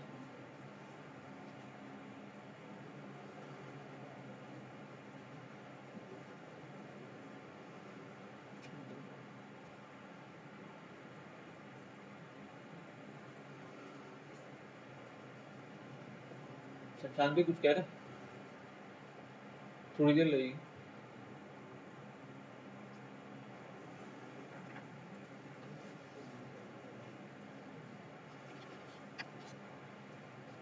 अच्छा जी, तो अब सवाल ये है कि जहाँ पर हम डेटाबेस कॉन्फ़िगरेशन उठा रहे हैं, यहाँ पे हमें यूज़ क्या करना चाहिए, इंक्लूड या रिक्वायर? कितने लोग कहते हैं इंक्लूड यूज़ करना चाहिए? 1 2 3 4 5 6, बस। कितने लोगों के ख्याल में रिक्वायर यूज़ करना चाहिए? डेटाबेस की कॉन्फ़िगरेशन जब आप पिक करें तो वहाँ पर आपको रिक्वायर यूज़ करना चाहिए। वजह उसकी ये कि वो क्रेडेंशियल्स अब मिलेंगी तो ही गाड़ी आगे चलेगी, नहीं मिलेंगी तो आपको वहीं रोक देना चाहिए, हेलो भाईजान ये तो मुझे फाइल ही नहीं मिली तो मैं आगे कैसे बढ़ूँ, मतलब डेटाबेस कनेक्शन इस्टेब्लिश नहीं होगा इन शॉर्ट। तो वहाँ पर हम रिक्वायर यूज़ करेंगे। क्लियर हो गया जी? अब मैं रिक्वायर सही वाली फाइल करता हूँ तो तमाम चीज़ें सही चल जाएंगी। अब मैं यहाँ से DB जो मैंने मैसेज लिखा था इसको हटाया था। अच्छा, अभी भी इसके अंदर एक भंड या एक तरह से एक लूप होल मौजूद है इस फाइल के अंदर, ये जो अभी तक हमने काम किया। कोई गेस कर सकते हैं क्या मसला है अभी भी?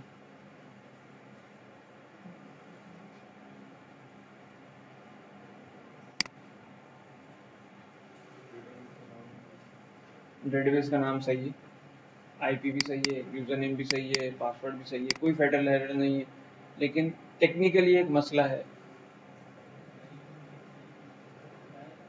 जी क्या कह रहे हैं?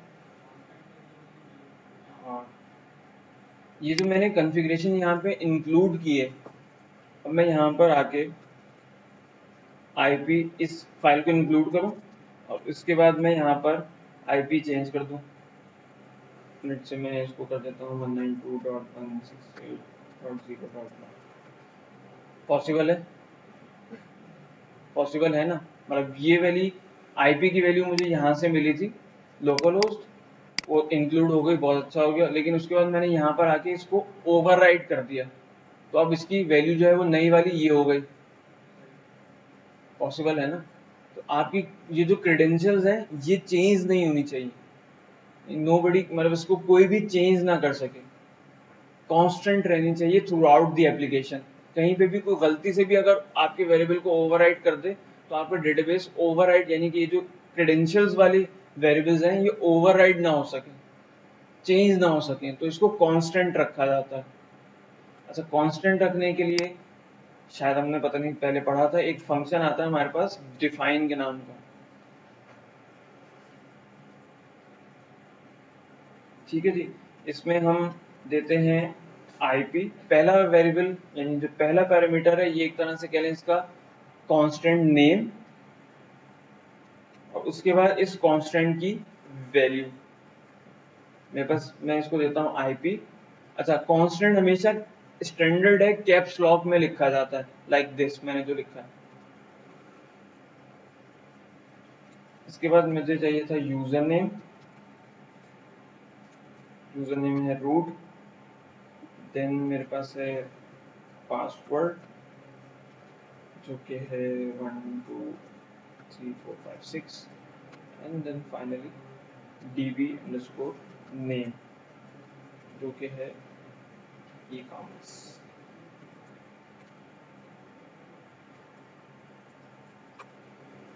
ठीक है जी, तो ये मैंने अब कांस्टेंट डिफाइन कर दिए जो कि थ्रू आउट द एप्लीकेशन ये इनकी वैल्यूज यही रहेंगी, कोई भी इसको ओवरराइड नहीं कर सकता, करने की कोशिश भी करेगा तो वहां पर उसको रोक देगा, पार्ट्स एरर आ जाएगा, फेटल एरर आ जाएगा कि जी ये कांस्टेंट है और इसको आप चेंज नहीं कर सकते, ओवरराइड नहीं कर सकते कहीं और।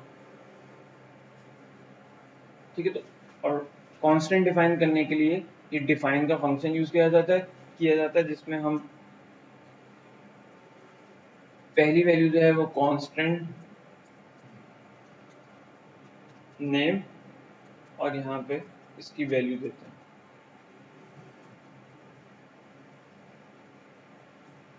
ठीक हो गया जी, क्लियर। अच्छा, अब इन कांस्टेंट्स को यूज किस तरह करना है? इस कांस्टेंट को आपने यूज करना है क्या इस तरह, $_कैपिटल IP? नहीं, आप डायरेक्ट लिखेंगे इसके साथ, कांस्टेंट के साथ $साइन नहीं लगता, जस्ट जो भी कांस्टेंट का नाम है केस सेंसिटिव वो आप यहाँ पे दे दीजिए। मेरे केस में IP, user name, password caps में एज इट इज मैंने यहाँ दे दिया, एंड देन डेटाबेस का नाम,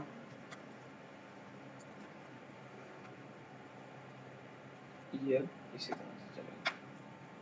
ठीक है, database connected and database selected. ठीक हो गया जी यहाँ तक, क्लियर।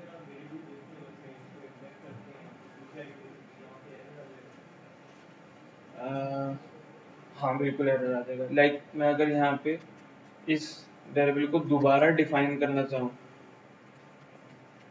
IP, और मैं चेंज करूँ इसको 192. सॉरी, IP को मैं अगर ओवरराइड करूँ, लाइक वैल्यू में इसको इस तरह से दूंगा,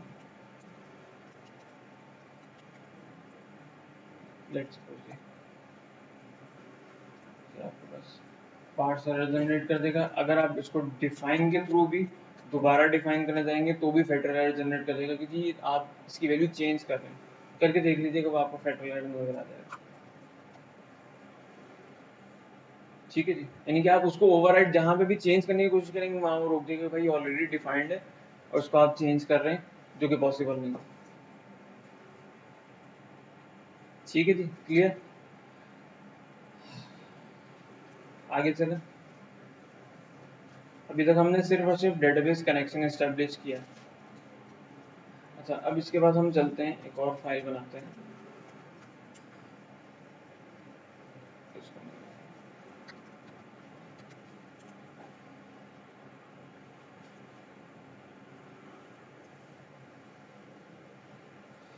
यहाँ पे मैं कर लेता हूँ रिक्वायर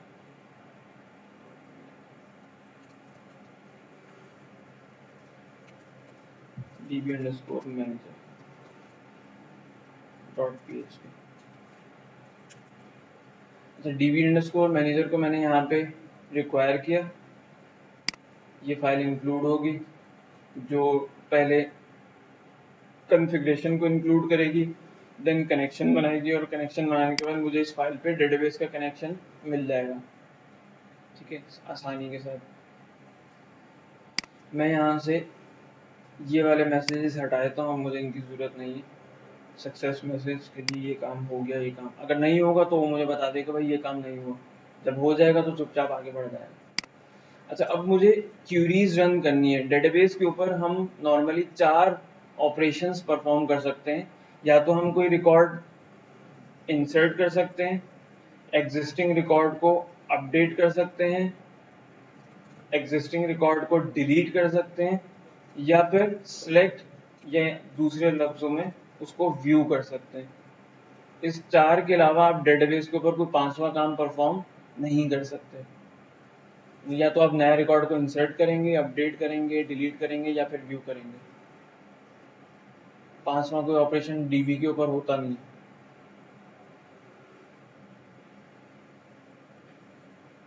डेटा के हिसाब से। ठीक है जी। अच्छा, ये इन चारों कामों को करने के लिए इनकी क्यूरीज हैं, एसक्यूएल क्यूरीज इसको कहा जाता है।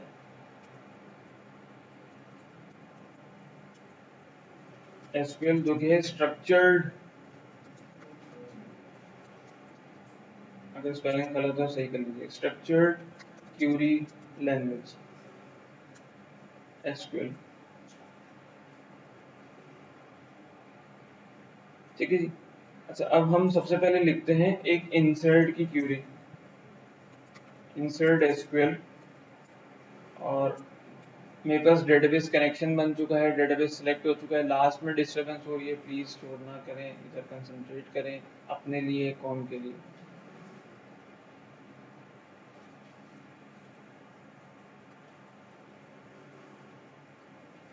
अच्छा, इंसर्ट का सिंटेक्स है, हम लिखते हैं इसके अंदर insert into table name,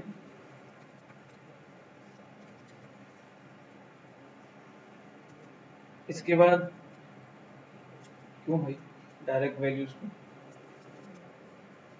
column 1, column 2, column 3 and so on, अपने कॉलम्स के नाम, जिन कॉलम्स में आपने डेटा इंसर्ट करना है, देन ब्रैकेट से बाहर निकलने के बाद वैल्यूज, और उसके बाद value 1, value 2, value 3 and so on. Sequence follow करनी है, जिस सीक्वेंस में आपने कॉलम दिए उसी सीक्वेंस में आपने डेटा देना है।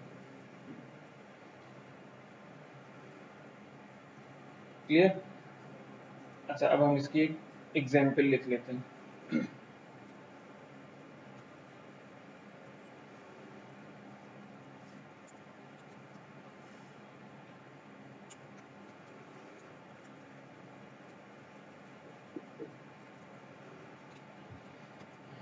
इंसर्ट एक्सपेल, अब मैं लिखता हूँ कि इंसर्ट करना है मुझे इनटू कैटेगरीज। हमारे पास टेबल नेम क्या है जो अभी हमने बनाया था, कैटेगरीज, और मेरे पास इसमें कॉलम्स थे। पहला था मेरे पास कैटेगरी आईडी, दूसरा था मेरे पास कैटेगरी नेम, तीसरा था मेरे पास कैटेगरी डिटेल्स आई गेस। उसके बाद नेक्स्ट क्या था, parent underscore category underscore ID and then status.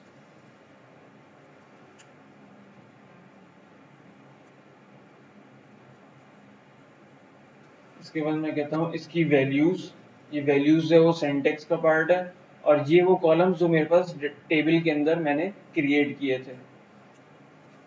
इसके बाद मैं देता हूँ वैल्यूज। कैटेगरी आईडी मैंने रखी थी ऑटो इंक्रीमेंटेड और प्राइमरी की। जब आप कोई भी कॉलम प्राइमरी की या ऑटो इंक्रीमेंटेड रखें तो आप उसकी वैल्यू दें या ना दें फर्क नहीं पड़ता, और अगर आप नहीं देना चाहते हो तो इसकी जगह आप लिख दीजिए नल, लाइक दिस। और अगर आप नल लिखने से भी छूटना चाहते हैं तो आप यहाँ से इस नल को मिटा दीजिए और यहाँ से इस कॉलम को भी मिटा दीजिए, तो भी आपका रिकॉर्ड इंसर्ट हो जाएगा और ऑटोमेटिकली उसकी वैल्यू असाइन हो जाएगी। लेकिन हमारी क्योंकि पहली क्वेरी है इसलिए हम कैटेगरी आईडी भी लेते हैं और यहाँ वैल्यू देते हैं नल, थोड़ी देर रुक दें। उसके बाद मुझे देना है यहाँ पर कैटेगरी का नाम। मैं देता हूँ यहाँ पे वैल्यू कैटेगरी नाम लैपटॉप, एंड देन मैं देता हूँ category detail, here is some detail of this category।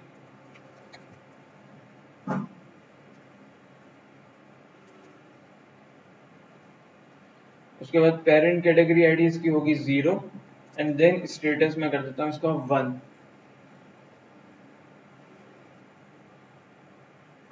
ठीक है जी, जिस सीक्वेंस में मैंने कॉलम्स दिए उसी सीक्वेंस में मैं डेटा डाल देता हूँ।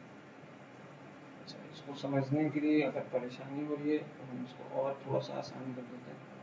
कैटेगरी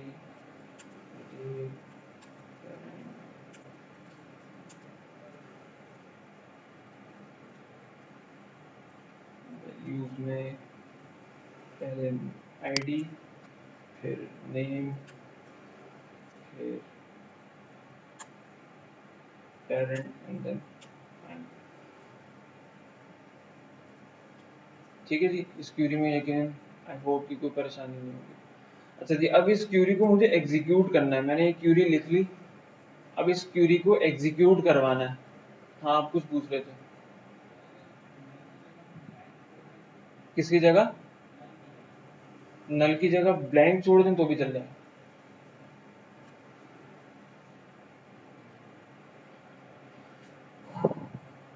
MySQL अंडरस्कोर क्यूरी, ये जो क्यूरी आपने एग्जीक्यूट करनी है इसके लिए हमारे पास फंक्शन है बहुत सिंपल सा, MySQL अंडरस्कोर क्यूरी। ये आपकी क्यूरी एग्जीक्यूशन के लिए इस्तेमाल किया जाता है, और क्यूरी एग्जीक्यूट हो जाएगी तो रिटर्न आपको मिल जाएगा ट्रू या फॉल्स, कि जी क्यूरी एग्जीक्यूट हो गई या नहीं हुई। और अफेक्टेड रोज और नम रोज और वो सारी चीज़ें हम इसके बाद कैलकुलेट कर सकते हैं, वो किस तरह से अभी हम देख लेते हैं। अच्छा जी, अब मैं यहाँ पे इसको ये वेरिएबल देता हूँ जिसमें मैंने ये अपना स्ट्रिंग क्यूरी का क्यूरी जो है वो इस वेरिएबल में स्टोर की थी। और मैं यहाँ पे देता हूँ इफ का चेक, अगर ये एग्जीक्यूट हो गई सक्सेसफुली तो मैं कहता हूँ record inserted,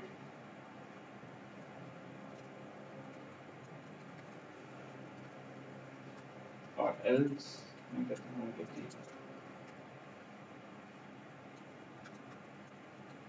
Curie execution failed due to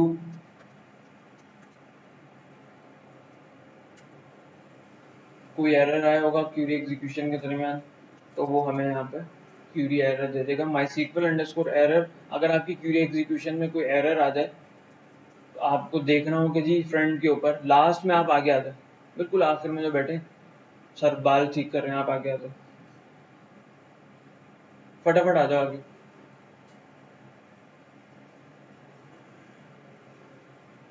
कुर्सी लेते हुए आना, आगे कुर्सी नहीं है, वो पीछे से घसीट के ले। इधर आए, यहाँ पंखा चल रहा है, या इधर आ जाए, ये कुर्सी है इधर, इसको थोड़ा सा इधर कर लीजिएगा, कुर्सी है जी बैठ जाए।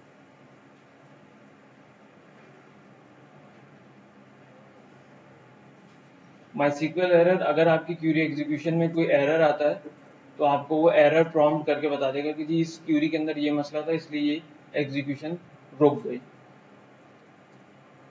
और MySQL क्यूरी जो है वो आपकी क्यूरी सक्सेसफुली अगर एग्जीक्यूट हो जाती है तो आपको यहाँ पे रिकॉर्ड इंसर्टेड ट्रू का मैसेज, मतलब ट्रू रिटर्न होगा और ये मैसेज आ जाएगा। तो अब हम इसको एग्जीक्यूट कर लेते हैं। हमारे पास क्यूरीज रिकॉर्ड इंसर्ट होगी, ठीक है जी। इसको मेक श्योर कि जी रिकॉर्ड इंसर्ट हुआ है या नहीं हुआ, डेटाबेस में जाके हम वेरीफाई भी कर लेते हैं। ये हमारे पास कैटेगरीज हैं, और मैं कैटेगरीज पे एग्जीक्यूट करता हूँ तो ये कह रहा है कि जी एक रिकॉर्ड मौजूद है जिसमें कैटेगरी आईडी है 1, लैपटॉप वैल्यू है इसकी नेम, ये डिटेल जो मैंने लिखी थी, पेरेंट कैटेगरी आईडी इसकी है 0 और स्टेटस है 1। तो एक रिकॉर्ड जो है वो सक्सेसफुली यहाँ इंसर्ट हो गया। क्लियर हो गया जी। अच्छा, अब मैं इसको इसकी वेरिएशंस इंसर्ट की बता देता हूँ कि अब मैं यहाँ से चाहूँ इसको मैं कॉपी कर लेता हूँ ताकि एक हमारे पास एक्चुअल सेव रहे। अब यहाँ से मैं कैटेगरी आईडी हटा देता हूँ और यहाँ से नल वैल्यू हटा देता हूँ, दूसरी कैटेगरी दे देते हैं ताकि हम मोबाइल,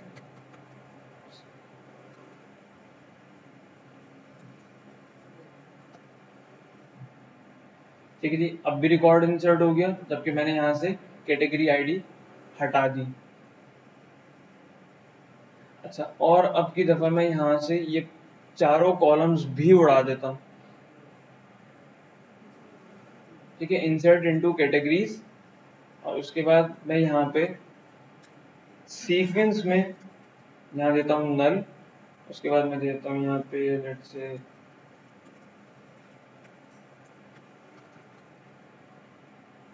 अब मुझे सीक्वेंस पता होना चाहिए मेरे पास डेटाबेस में जो सीक्वेंस ऑफ कॉलम है वो क्या है, उस सीक्वेंस में आप यहाँ पे वैल्यूज दे दीजिए, ये रिकॉर्ड्स भी इंसर्ट हो जाएंगे, यानी कि कॉलम नेम देने की भी जरूरत नहीं है। अगर आपने पूरे कॉलम पूरे टेबल के तमाम कॉलम्स में डेटा इंसर्ट करना है तो, अगर आपने किसी 2 कॉलम्स में वैल्यू इंसर्ट करनी है लाइक मैं कहता हूँ कि जी मैं सिर्फ कैटेगरी नेम दूंगा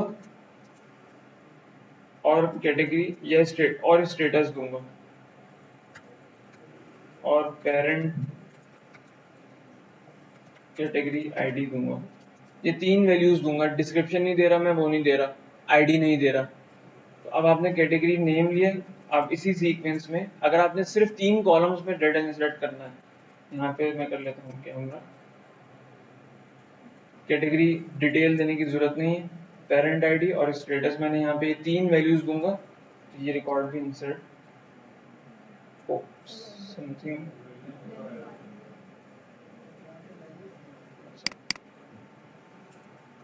क्या कह रहे थे, सही तो लिखा, ठीक हो गया जी। अच्छा अब यहाँ पे जाके देखते हैं हमारे पास आया कि रिकॉर्ड इंसर्ट भी हो रहे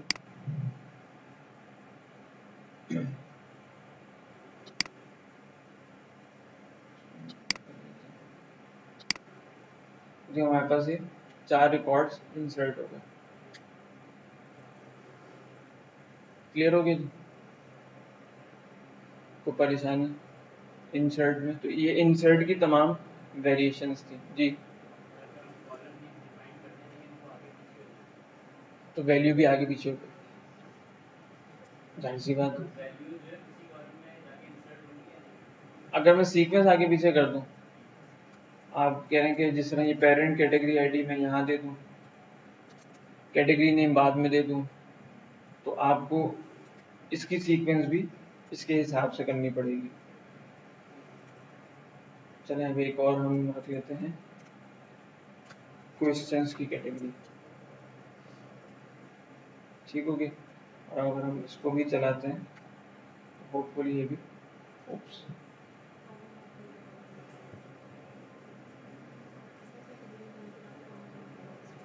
अच्छा, दो दो कॉमन लग गए,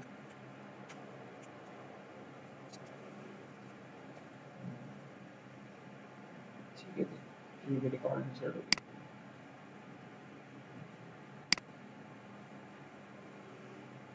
चलो जी 5 रिकॉर्ड हो गए, क्वेश्चंस भी आ गए, ठीक हो गया जी।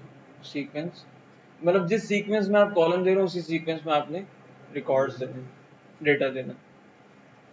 अच्छा जी अब हम आगे चलते हैं।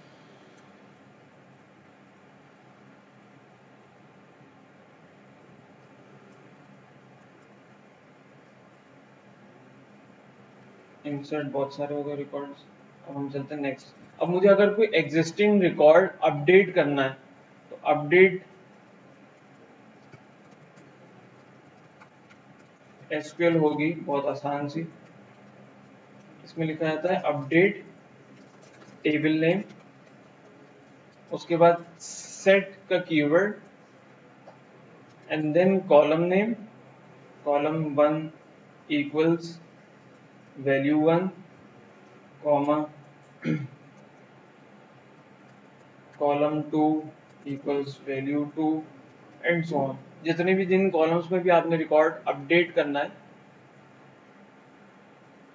उनका नाम और अगेंस्ट उसकी वैल्यू आप दे दीजिए, ठीक है जी। फॉर एग्जाम्पल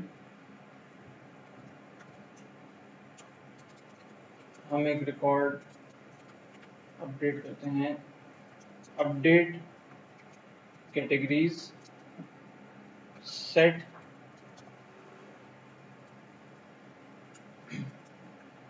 से मैं कहता हूँ हमने यहाँ पे कैमरे की अगेंस्ट डिस्क्रिप्शन नहीं दी,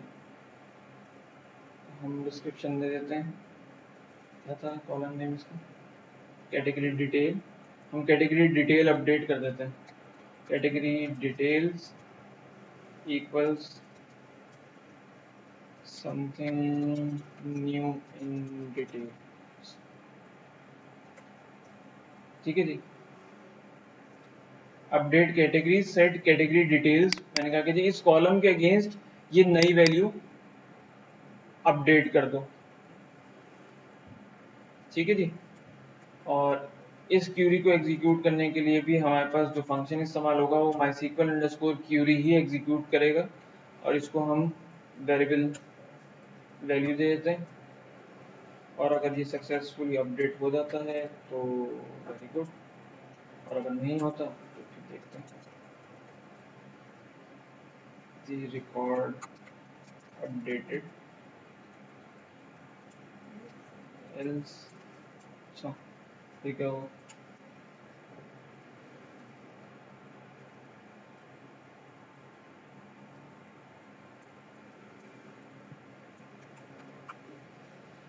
ठीक है जी। अच्छा जी, इस क्यूरी में कोई मसला है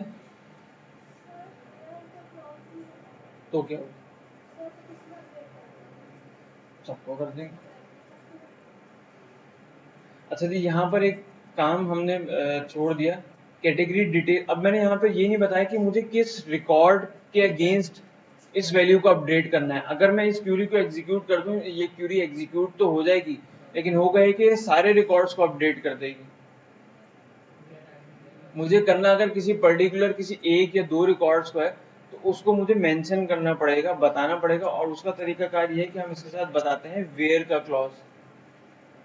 वेयर, अब या तो मैं आईडी ले लूं या कॉलम नेम ले, कोई भी कॉलम नेम ले लूं और उसकी वैल्यू मैच करवा दूंगा जी where category name is camera, या फिर वेयर कैटेगरी आईडी इक्वल्स 4, या वेयर स्टेटस इक्वल्स 1। जो भी आप column name against value match करवाना चाहें वो मैच करवा सकते हैं आप। यहाँ पे मैं कहता हूँ वेयर।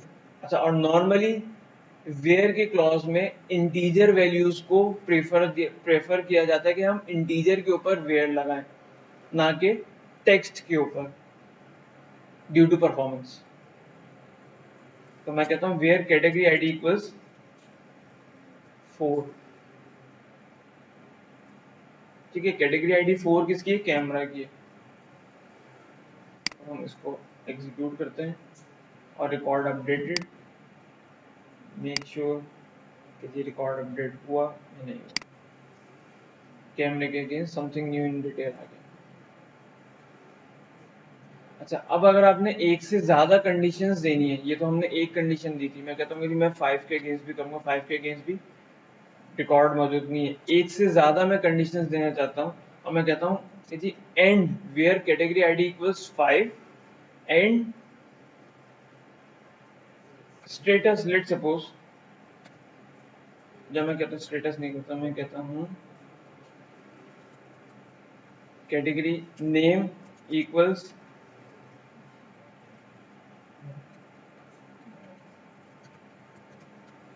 क्वेश्चन, QUESTI, तो रिकॉर्ड अपडेट कर दो।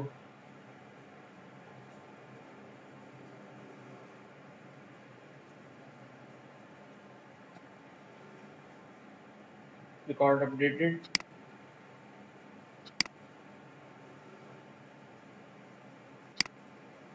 रिकॉर्ड अपडेट नहीं हुआ, क्यों? बताने का मकसद यहाँ पे ये था कि देखिए यहाँ पे ये वाली कंडीशन तो इसकी ट्रू हो गई थी, इसको ये वाला रिकॉर्ड मिल गया था, लेकिन हमने कहा था कि and category name equals question, question, ये दोनों कंडीशन मिलेंगी तो ये रिकॉर्ड अपडेट होगा, अदरवाइज नहीं होगा। तो क्वेश्चन ही था यहाँ पे, क्वेश्चंस था, यानी कि दोनों कंडीशन ट्रू नहीं थी। अब हो जाएगा, लेकिन क्योंकि क्यूरी में कोई एरर नहीं था, क्यूरी एग्जीक्यूट हो गई थी, इसलिए उसने कहा कि जी record updated, something new in detail, अब रिकॉर्ड आपके पास अपडेट हो गया। यानी कि जब आप एक से ज्यादा वेयर के अंदर कंडीशंस दें तो तमाम कंडीशंस का ट्रू होना लाजमी होता है, तो वो एग्जीक्यूट होगी। और यहाँ पे जिस तरह हमने एंड यूज किया, यहाँ पे और भी होता है, और ये सेम वही कॉन्सेप्ट है जो कि हमने लॉजिकल एंड और ऑपरेटर्स का इफ एल्स में पढ़ा था। क्लियर हो गया जी? अच्छा, आखिरी क्यूरी देख लेते हैं, लोग जो हैं वो डाउन डाउन हो रहे हैं।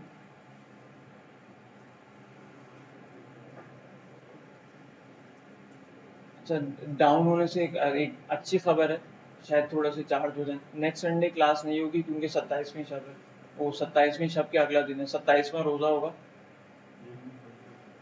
है। अच्छा, ये न्यूज़ मिल चुकी है।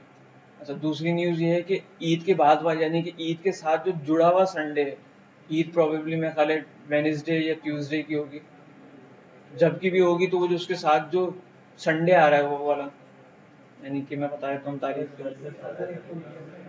हाँ वो भी छुट्टी है आपकी।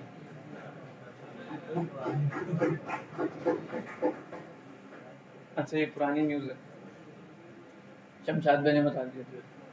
अच्छा जी, नेक्स्ट संडे और उससे नेक्स्ट संडे आप लोग एंजॉय कीजिए, और उसके बाद जो संडे आएगा उसमें इंशाल्लाह क्लास होगी। आज लैब ले लेते हैं।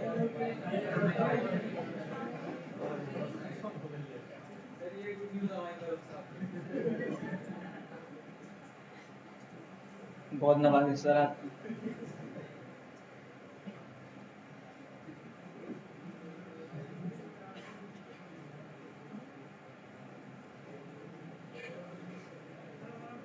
अच्छा जी, क्या कर रहे हैं जी? डिलीट आखिरी एक क्यूरी देख लो जी, ओवरफ्लो हो जाएगी। नहीं, आप हमारे पास रिकॉर्डिंग ऑन है, घर जाके देख लीजिए। अच्छा जी, अपडेट हो गया। एक और छोटी सी क्यूरी देख लेते हैं डिलीट की, फिर सिलेक्ट की हम छुट्टियों के बाद देख लेंगे। सर आप करके तो लाते नहीं हैं।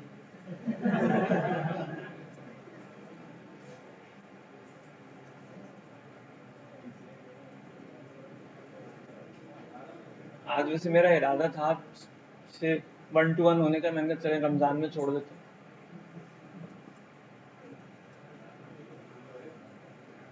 अच्छा जी, डिलीट की क्यूरी देख लें, आसान सी है, कोई मुश्किल नहीं है। डिलीट एसक्यूएल का सिंटैक्स जो है वो कुछ इस तरह, हम डायरेक्ट क्यूरी लिख लेते हैं। Delete from table name, table name है हमारे पास कैटेगरीज।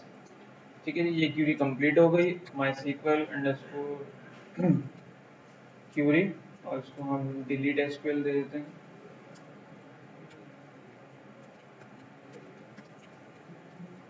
अगर ये एग्जीक्यूट हो जाएगी तो आपको एक लेटर मिल जाएगा जिसमें आपको कहा जाएगा कि जी आपने बहुत अच्छा काम किया कंपनी में, अब आपको आने की ज़रूरत नहीं है, क्योंकि ये सारे रिकॉर्ड्स डिलीट कर देगी। हाँ सारे रिकॉर्ड डिलीट हो जाएंगे कैटेगरीज में से। अगर आप लाइव सर्वर पे ये क्यूरी चला देंगे तो लेटर ही आएगा सर। नहीं हम वो इतने प्रोफेशनल तो है, सिर्फ लेटर ही देंगे, कुछ और नहीं देंगे। अच्छा जी, रिकॉर्ड डिलीटेड एल्स।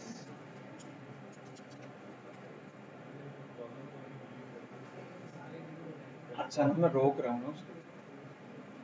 क्या करें? कॉलम वाइज करते हैं। हाँ सारे नहीं कर रहे भाई हम। अगर अब आपको अगर ये क्यूरी एग्जीक्यूट करूंगा तो इस टेबल के तमाम रिकॉर्ड्स जो हैं वो डिलीट हो जाएंगे, और इसके साथ भी अगर हमें कोई पर्टिकुलर कोई एक आध रिकॉर्ड डिलीट करना है तो आपको लगाना है वेयर का क्लॉज, वेयर लेट से मैं कहता हूँ कैटेगरी आईडी इक्वल्स 5। ठीक है, तो अब पर्टिकुलरली एक रिकॉर्ड डिलीट हो जाएगा। और अगर मुझे एक, अच्छा वेयर के अंदर जहां पर हमने जिस तरह अपडेट में किया था वेयर कैटेगरी आईडी इक्वल्स 5, अब मुझे एक साथ अगर मिसाल के दो रिकॉर्ड्स डिलीट करने हैं, ये एक रिकॉर्ड तो डिलीट हो जाएगा इससे। ठीक है, फॉर श्योर हो जाएगा, मेरी बात मान लें, हो जाएगा, क्यूरी सही है। लेकिन मुझे एक साथ दो रिकॉर्ड्स डिलीट करने, 4 भी करना है 5 भी करना है, तो क्या मैं दो दफा क्यूरी एग्जीक्यूट करूं? और अगर 3 करना है तो एक और एंड लगा दूं।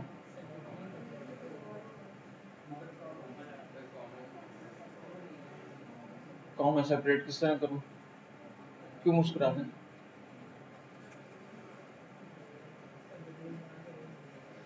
अच्छा, इस जब आपने एक से ज्यादा रिकॉर्ड्स पे कोई ऑपरेशन अपडेट या डिलीट का परफॉर्म करना हो तो उसके लिए इस्तेमाल किया जाता है, या सिलेक्ट करने हो तो हम यूज करते हैं वेयर कैटेगरी आईडी इन, जी नहीं कोई सब क्यूरी नहीं, 5 4 5 और जितने भी आप देते हैं। अब तो ये सारे ही कर देगा, तो मैं दो रिकॉर्ड डिलीट कर देता हूँ फिलहाल, 4 और 5। वेयर कैटेगरी आईडी इन 4 और 5, यानी कि जिसकी आईडी 4 है और जिसकी आईडी 5 है इनको डिलीट कर दो। और अगर आपको याद हो, मैंने एक दफा आपको सब str का फंक्शन पढ़ाया था और मैंने कहा था कि हम इन के क्लॉज में कॉमा सेपरेटेड वैल्यूज देते हैं, वो यहाँ पर देते हैं। और अब ये 2 रिकॉर्ड्स डिलीट करेगा, ये रिकॉर्ड्स डिलीटेड। अब हमारे पास 3 रिकॉर्ड रहेगा 5 में से। क्लियर हो गया? माज सही है जी? कोई सवाल यहाँ पर? डिटेल का तो वो अपडेट करते हैं नल से जी। सर अगर रिकवर हो सकता होता तो आपको लेटर में क्यों सुनाता कि जी लेटर मिलेगा? अच्छा, इसका तरीका ये कार ये है कि बैकअप रखते हैं हम लोग।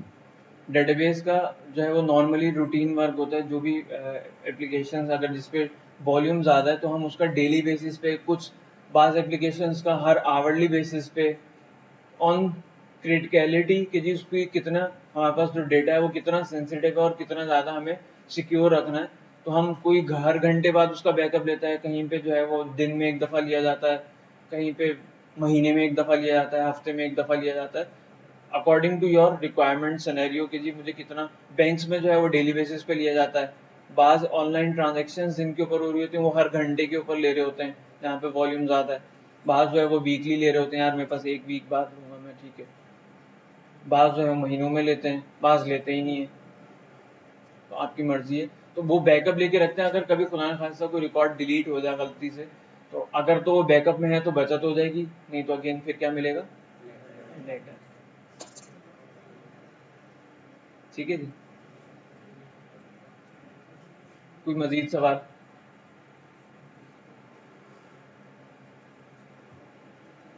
कोई सवाल नहीं?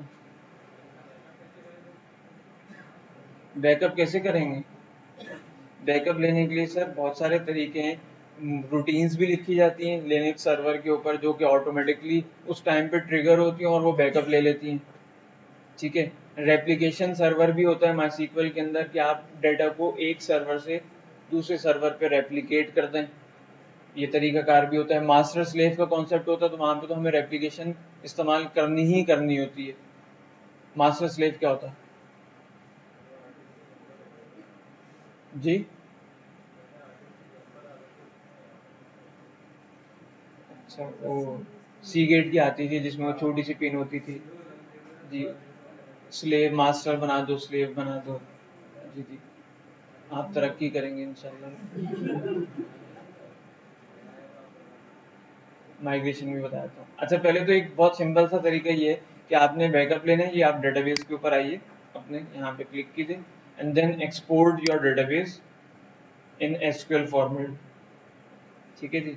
ये आपसे फॉर्मेट पूछेगा, आप एसक्यूएल में बोलेंगे जी गो। ठीक है, तो ये आपका बैकअप आ गया।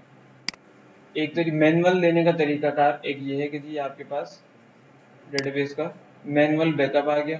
इसको अगर आप ओपन करके देखना चाहें इस फाइल को तो बिल्कुल देख सकते हैं।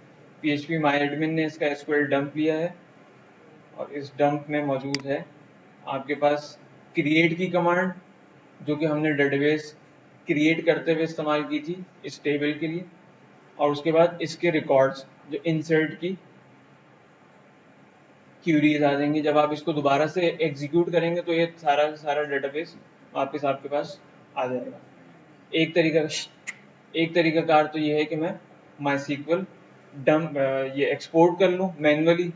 दूसरा ये कि बहुत सारी मेरे पास रूटीन्स हैं, लिनक्स के ऊपर भी है, विंडोज़ पे भी हैं। विंडोज़ पे मुझे नहीं पता एग्जैक्टली, लेकिन लिनक्स पे तो बहरहाल मौजूद है कि आप एक रूटीन लिख देते हैं, एक जॉब लिख देते हैं, क्रॉन जॉब कह लें आप उसको, या डीमन कह लें, या रूटीन कह लें, जो भी आप उसको नाम दें।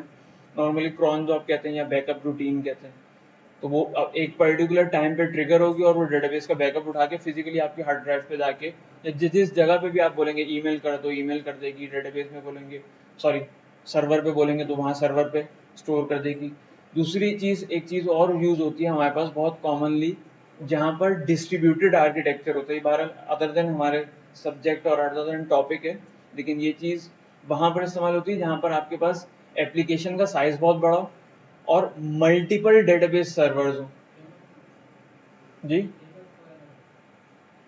कह सकते हैं, ज़रूरी नहीं, कोई भी नौइयत की एप्लीकेशन हो जिसमें एक से ज़्यादा आपके पास बैकएंड पे सर्वर्स मौजूद हैं, एक से ज़्यादा डेटाबेसेस मौजूद हैं, तो अब होता क्या है, वहाँ पर हम जहाँ पर मल्टीपल डेटाबेसेस आ जाए तो वहाँ पर हम डिस्ट्रीब्यूटेड आर्किटेक्चर बनाते हैं। यानी कि एक दो सर्वर्स हैं, मिसाल के मैं बोलूँ कि भाई मेरे पास दो सर्वर्स हैं, मेरी एप्लीकेशन के ऊपर जो एक सर्वर मेरे पास पाकिस्तान में रखा है, एक मेरे पास रखा है यूके के अंदर, लेट सपोज, ठीक है, तीसरा मैंने रखा है कनाडा के अंदर। अब मैं कहता हूँ कि जी जो चाइना से मेरी वेबसाइट के ऊपर हिट करे वो यूके के सर्वर पे कनेक्ट हो, क्योंकि वहां से डाटा रेट जो है वो बैंडविड्थ अच्छी जाती है। जो पाकिस्तान, इंडिया और बांग्लादेश और श्रीलंका से है वो पाकिस्तान के सर्वर से कनेक्ट हो, क्योंकि नंबर ऑफ हॉप्स जो है इंटरनेट के राउटर्स बीच में जो स्विचेस होते हैं वो हॉप्स कम है, तो वहां से पाकिस्तान के सर्वर से कनेक्ट हो। जो अमेरिका से, नॉर्थ अमेरिका या कनाडा से है या ऑस्ट्रेलिया से है वो मेरे कनाडा वाले सर्वर पे चला है, तो मैं इसकी डिस्ट्रीब्यूशन कर सकता हूँ। अच्छा, लेकिन डिस्ट्रीब्यूशन के अंदर नॉर्मली होता ये है कि मेरे पास इसमें डेटाबेस के एंड पे एक होता है मास्टर सर्वर, जिसको मैं कहता हूँ मास्टर डेटाबेस, दूसरा, बाकी ये जो दो हैं ये मेरे कहलाएंगे स्लेव्स। और इसके अंदर होता ये है कि इंसर्ट, अपडेट और डिलीट ये होता है मास्टर सर्वर पे। इंसर्ट, अपडेट, डिलीट हुआ, यानी कोई भी नया रिकॉर्ड आएगा तो इस पे मास्टर पे अपडेट होगा, कोई भी नया रिकॉर्ड डिलीट होगा तो मास्टर से डिलीट होगा। उसके बाद होता ये है कि ये आपस में सिंक्रोनाइज करते हैं एक दूसरे के ऊपर, डेटा को रेप्लिकेट करते हैं थ्रू मुख्तलिफ चैनल्स। मतलब इसके अंदर माईसीक्वल की रेप्लिकेशन सर्विसेज मौजूद हैं जो माईसीक्वल खुद प्रोवाइड करता है फ्री ऑफ कॉस्ट, कि जी अगर आपके एक से ज़्यादा सर्वर्स हैं और आपने रेप्लिकेशन के लिए रूटीन लिखनी है या रेप्लिकेशन मैकेनिज्म इनेबल करना है बिटवीन योर सर्वर्स, तो उसमें एक टाइम पीरियड लेता है, कुछ पैरामीटर्स लेता है वो, उसके बाद वो आपके डेटाबेस को सिंक करता रहता है। यानी कि मैंने मास्टर डेटाबेस बनाया हुआ अपने पाकिस्तान के सर्वर को, अब इंसर्ट अपडेट डिलीट हुआ तो वो यहाँ होगा, और विद इन 10 सेकेंड, 30 सेकेंड, जो भी मैं टाइम पीरियड, जो भी टाइम दूंगा, 5 मिनट का, 10 मिनट का, उसमें वो इस मास्टर को सिंक कर देंगे मेरे इन बकिया दो रेप्लिकेट स्लेव सर्वर्स के साथ। ये रेप्लिकेशन कहलाती है। माइग्रेशन ये होती है कि मैं एक चीज को उठा के पूरा का पूरा दूसरी जगह मूव कर दूं, माइग्रेट कर देना। डेटाबेस माइग्रेशन अलग है, रेप्लिकेशन अलग है, ठीक है जी। और ये रेप्लिकेशन बहुत फ्रिक्वेंटली, नॉर्मली जहाँ जो बड़ी एप्लीकेशंस है वहाँ पे ये काम बहुत फ्रिक्वेंटली मास्टर स्लेव का कॉन्सेप्ट होता है, और वहाँ पर हम जब कोड कर रहे होते हैं तो हम कोड करते हुए भी इस चीज को देखते हैं कि जी इंसर्ट, अपडेट, डिलीट हमने डेटाबेस वन पे यानी कि मास्टर पे करना है, बाकी हमने बाकी ये जो दो स्लेव्स है ना यहाँ पे हम सिर्फ डेटाबेस व्यू करते हैं, यानी सिलेक्ट की क्यूरी चलाते हैं, ताकि एक तरह से ये लोड बैलेंसिंग भी हो गई। या आपका लोड बैलेंस हो गया, आपने traffic with respect to traffic, with respect to region जो है आपने डिस्ट्रीब्यूट कर दिया ट्रैफिक कि भाई ये फला जगह जाओ, ये तुम यहाँ जाओ, यहाँ तुम यहाँ जाओ, ठीक है। ड्यू टू बहुत सारे इसके बैकएंड पे पैरामीटर्स हैं, वो अकॉर्डिंग टू योर रिक्वायरमेंट होगा। क्लियर है? बहरहाल ये एक इजाफी चीज थी। इस तरह की माईसीक्वल के अंदर और बहुत सारे फीचर्स हैं जिसमें हम इंशाल्लाह फिर बात करेंगे। एक चीज थोड़ी सी मैं यहाँ पर बस वाइंड अप हम कर रहे हैं, हमने यहाँ पे दो तीन चीजें छोड़ दी हैं जो कि बहुत डेटाबेस के बेसिक लेवल की थी, जिसको हमने डिस्कस नहीं किया, विच इज, वो आप लोग बराए मेहरबानी एज अ होमवर्क कर लीजिएगा और उसको लिख लीजिएगा। जो भी आर्टिकल आपको अच्छा लगे वहां से आप 8-10, आपको वैसे मिलेंगे तो 85 पॉइंट्स, लेकिन आप कम से कम 10 पॉइंट्स इस टॉपिक पे लिख लीजिएगा अपने हाथ से, और वो जमा करा दीजिएगा ईद के बाद जब भी हमारी क्लास होगी। वो टॉपिक है माइज्म वर्सेस इनोडीबी। और छाप तो लीजिएगा, लेकिन एक दफा उसको पढ़ भी लीजिएगा कि ये क्या कह रहा है, इसके मतलब क्या है।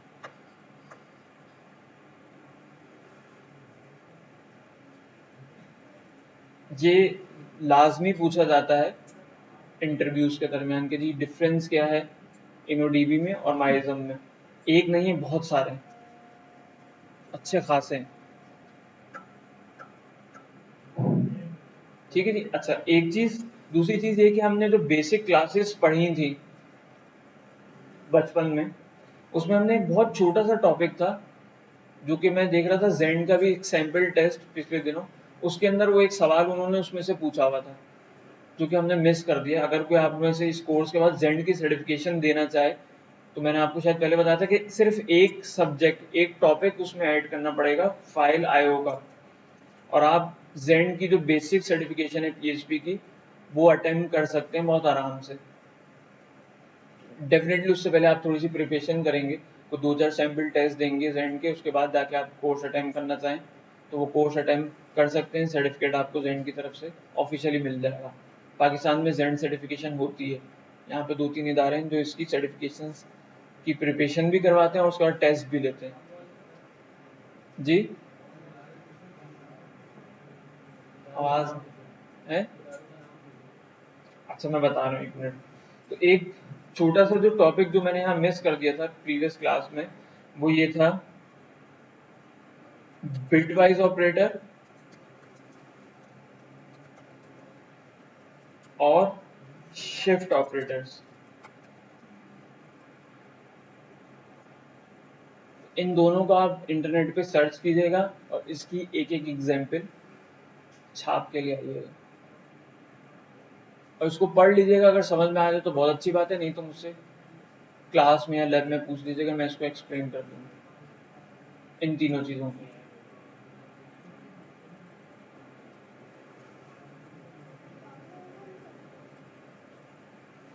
ठीक है जी। इदारों के नाम दो हैं यहाँ पे, मैं दोनों इंशाल्लाह फेसबुक पे अपलोड कर दूंगा with link, with detail, with address. जी किसकी? मेरी? मुझे नहीं मालूम। कम है, ज़्यादा नहीं है। उनकी ट्रेनिंग की फीस तो मुझे नहीं मालूम, लेकिन सर्टिफिकेशन की फीस $300-350 है। जी बस, ये शायद कम हो गई, मुझे एग्जैक्टली नहीं मालूम। जेंड की वेबसाइट पे जाके देख लीजिएगा। जी जी, मेरी रिश्तेदारी है जेंड वालों से, मैं आपको इंस्टॉलमेंट करवा दूंगा। ठीक है, बोले तो फीस माफ भी करवा दूँ, वो लिख दीजिए एप्लीकेशन।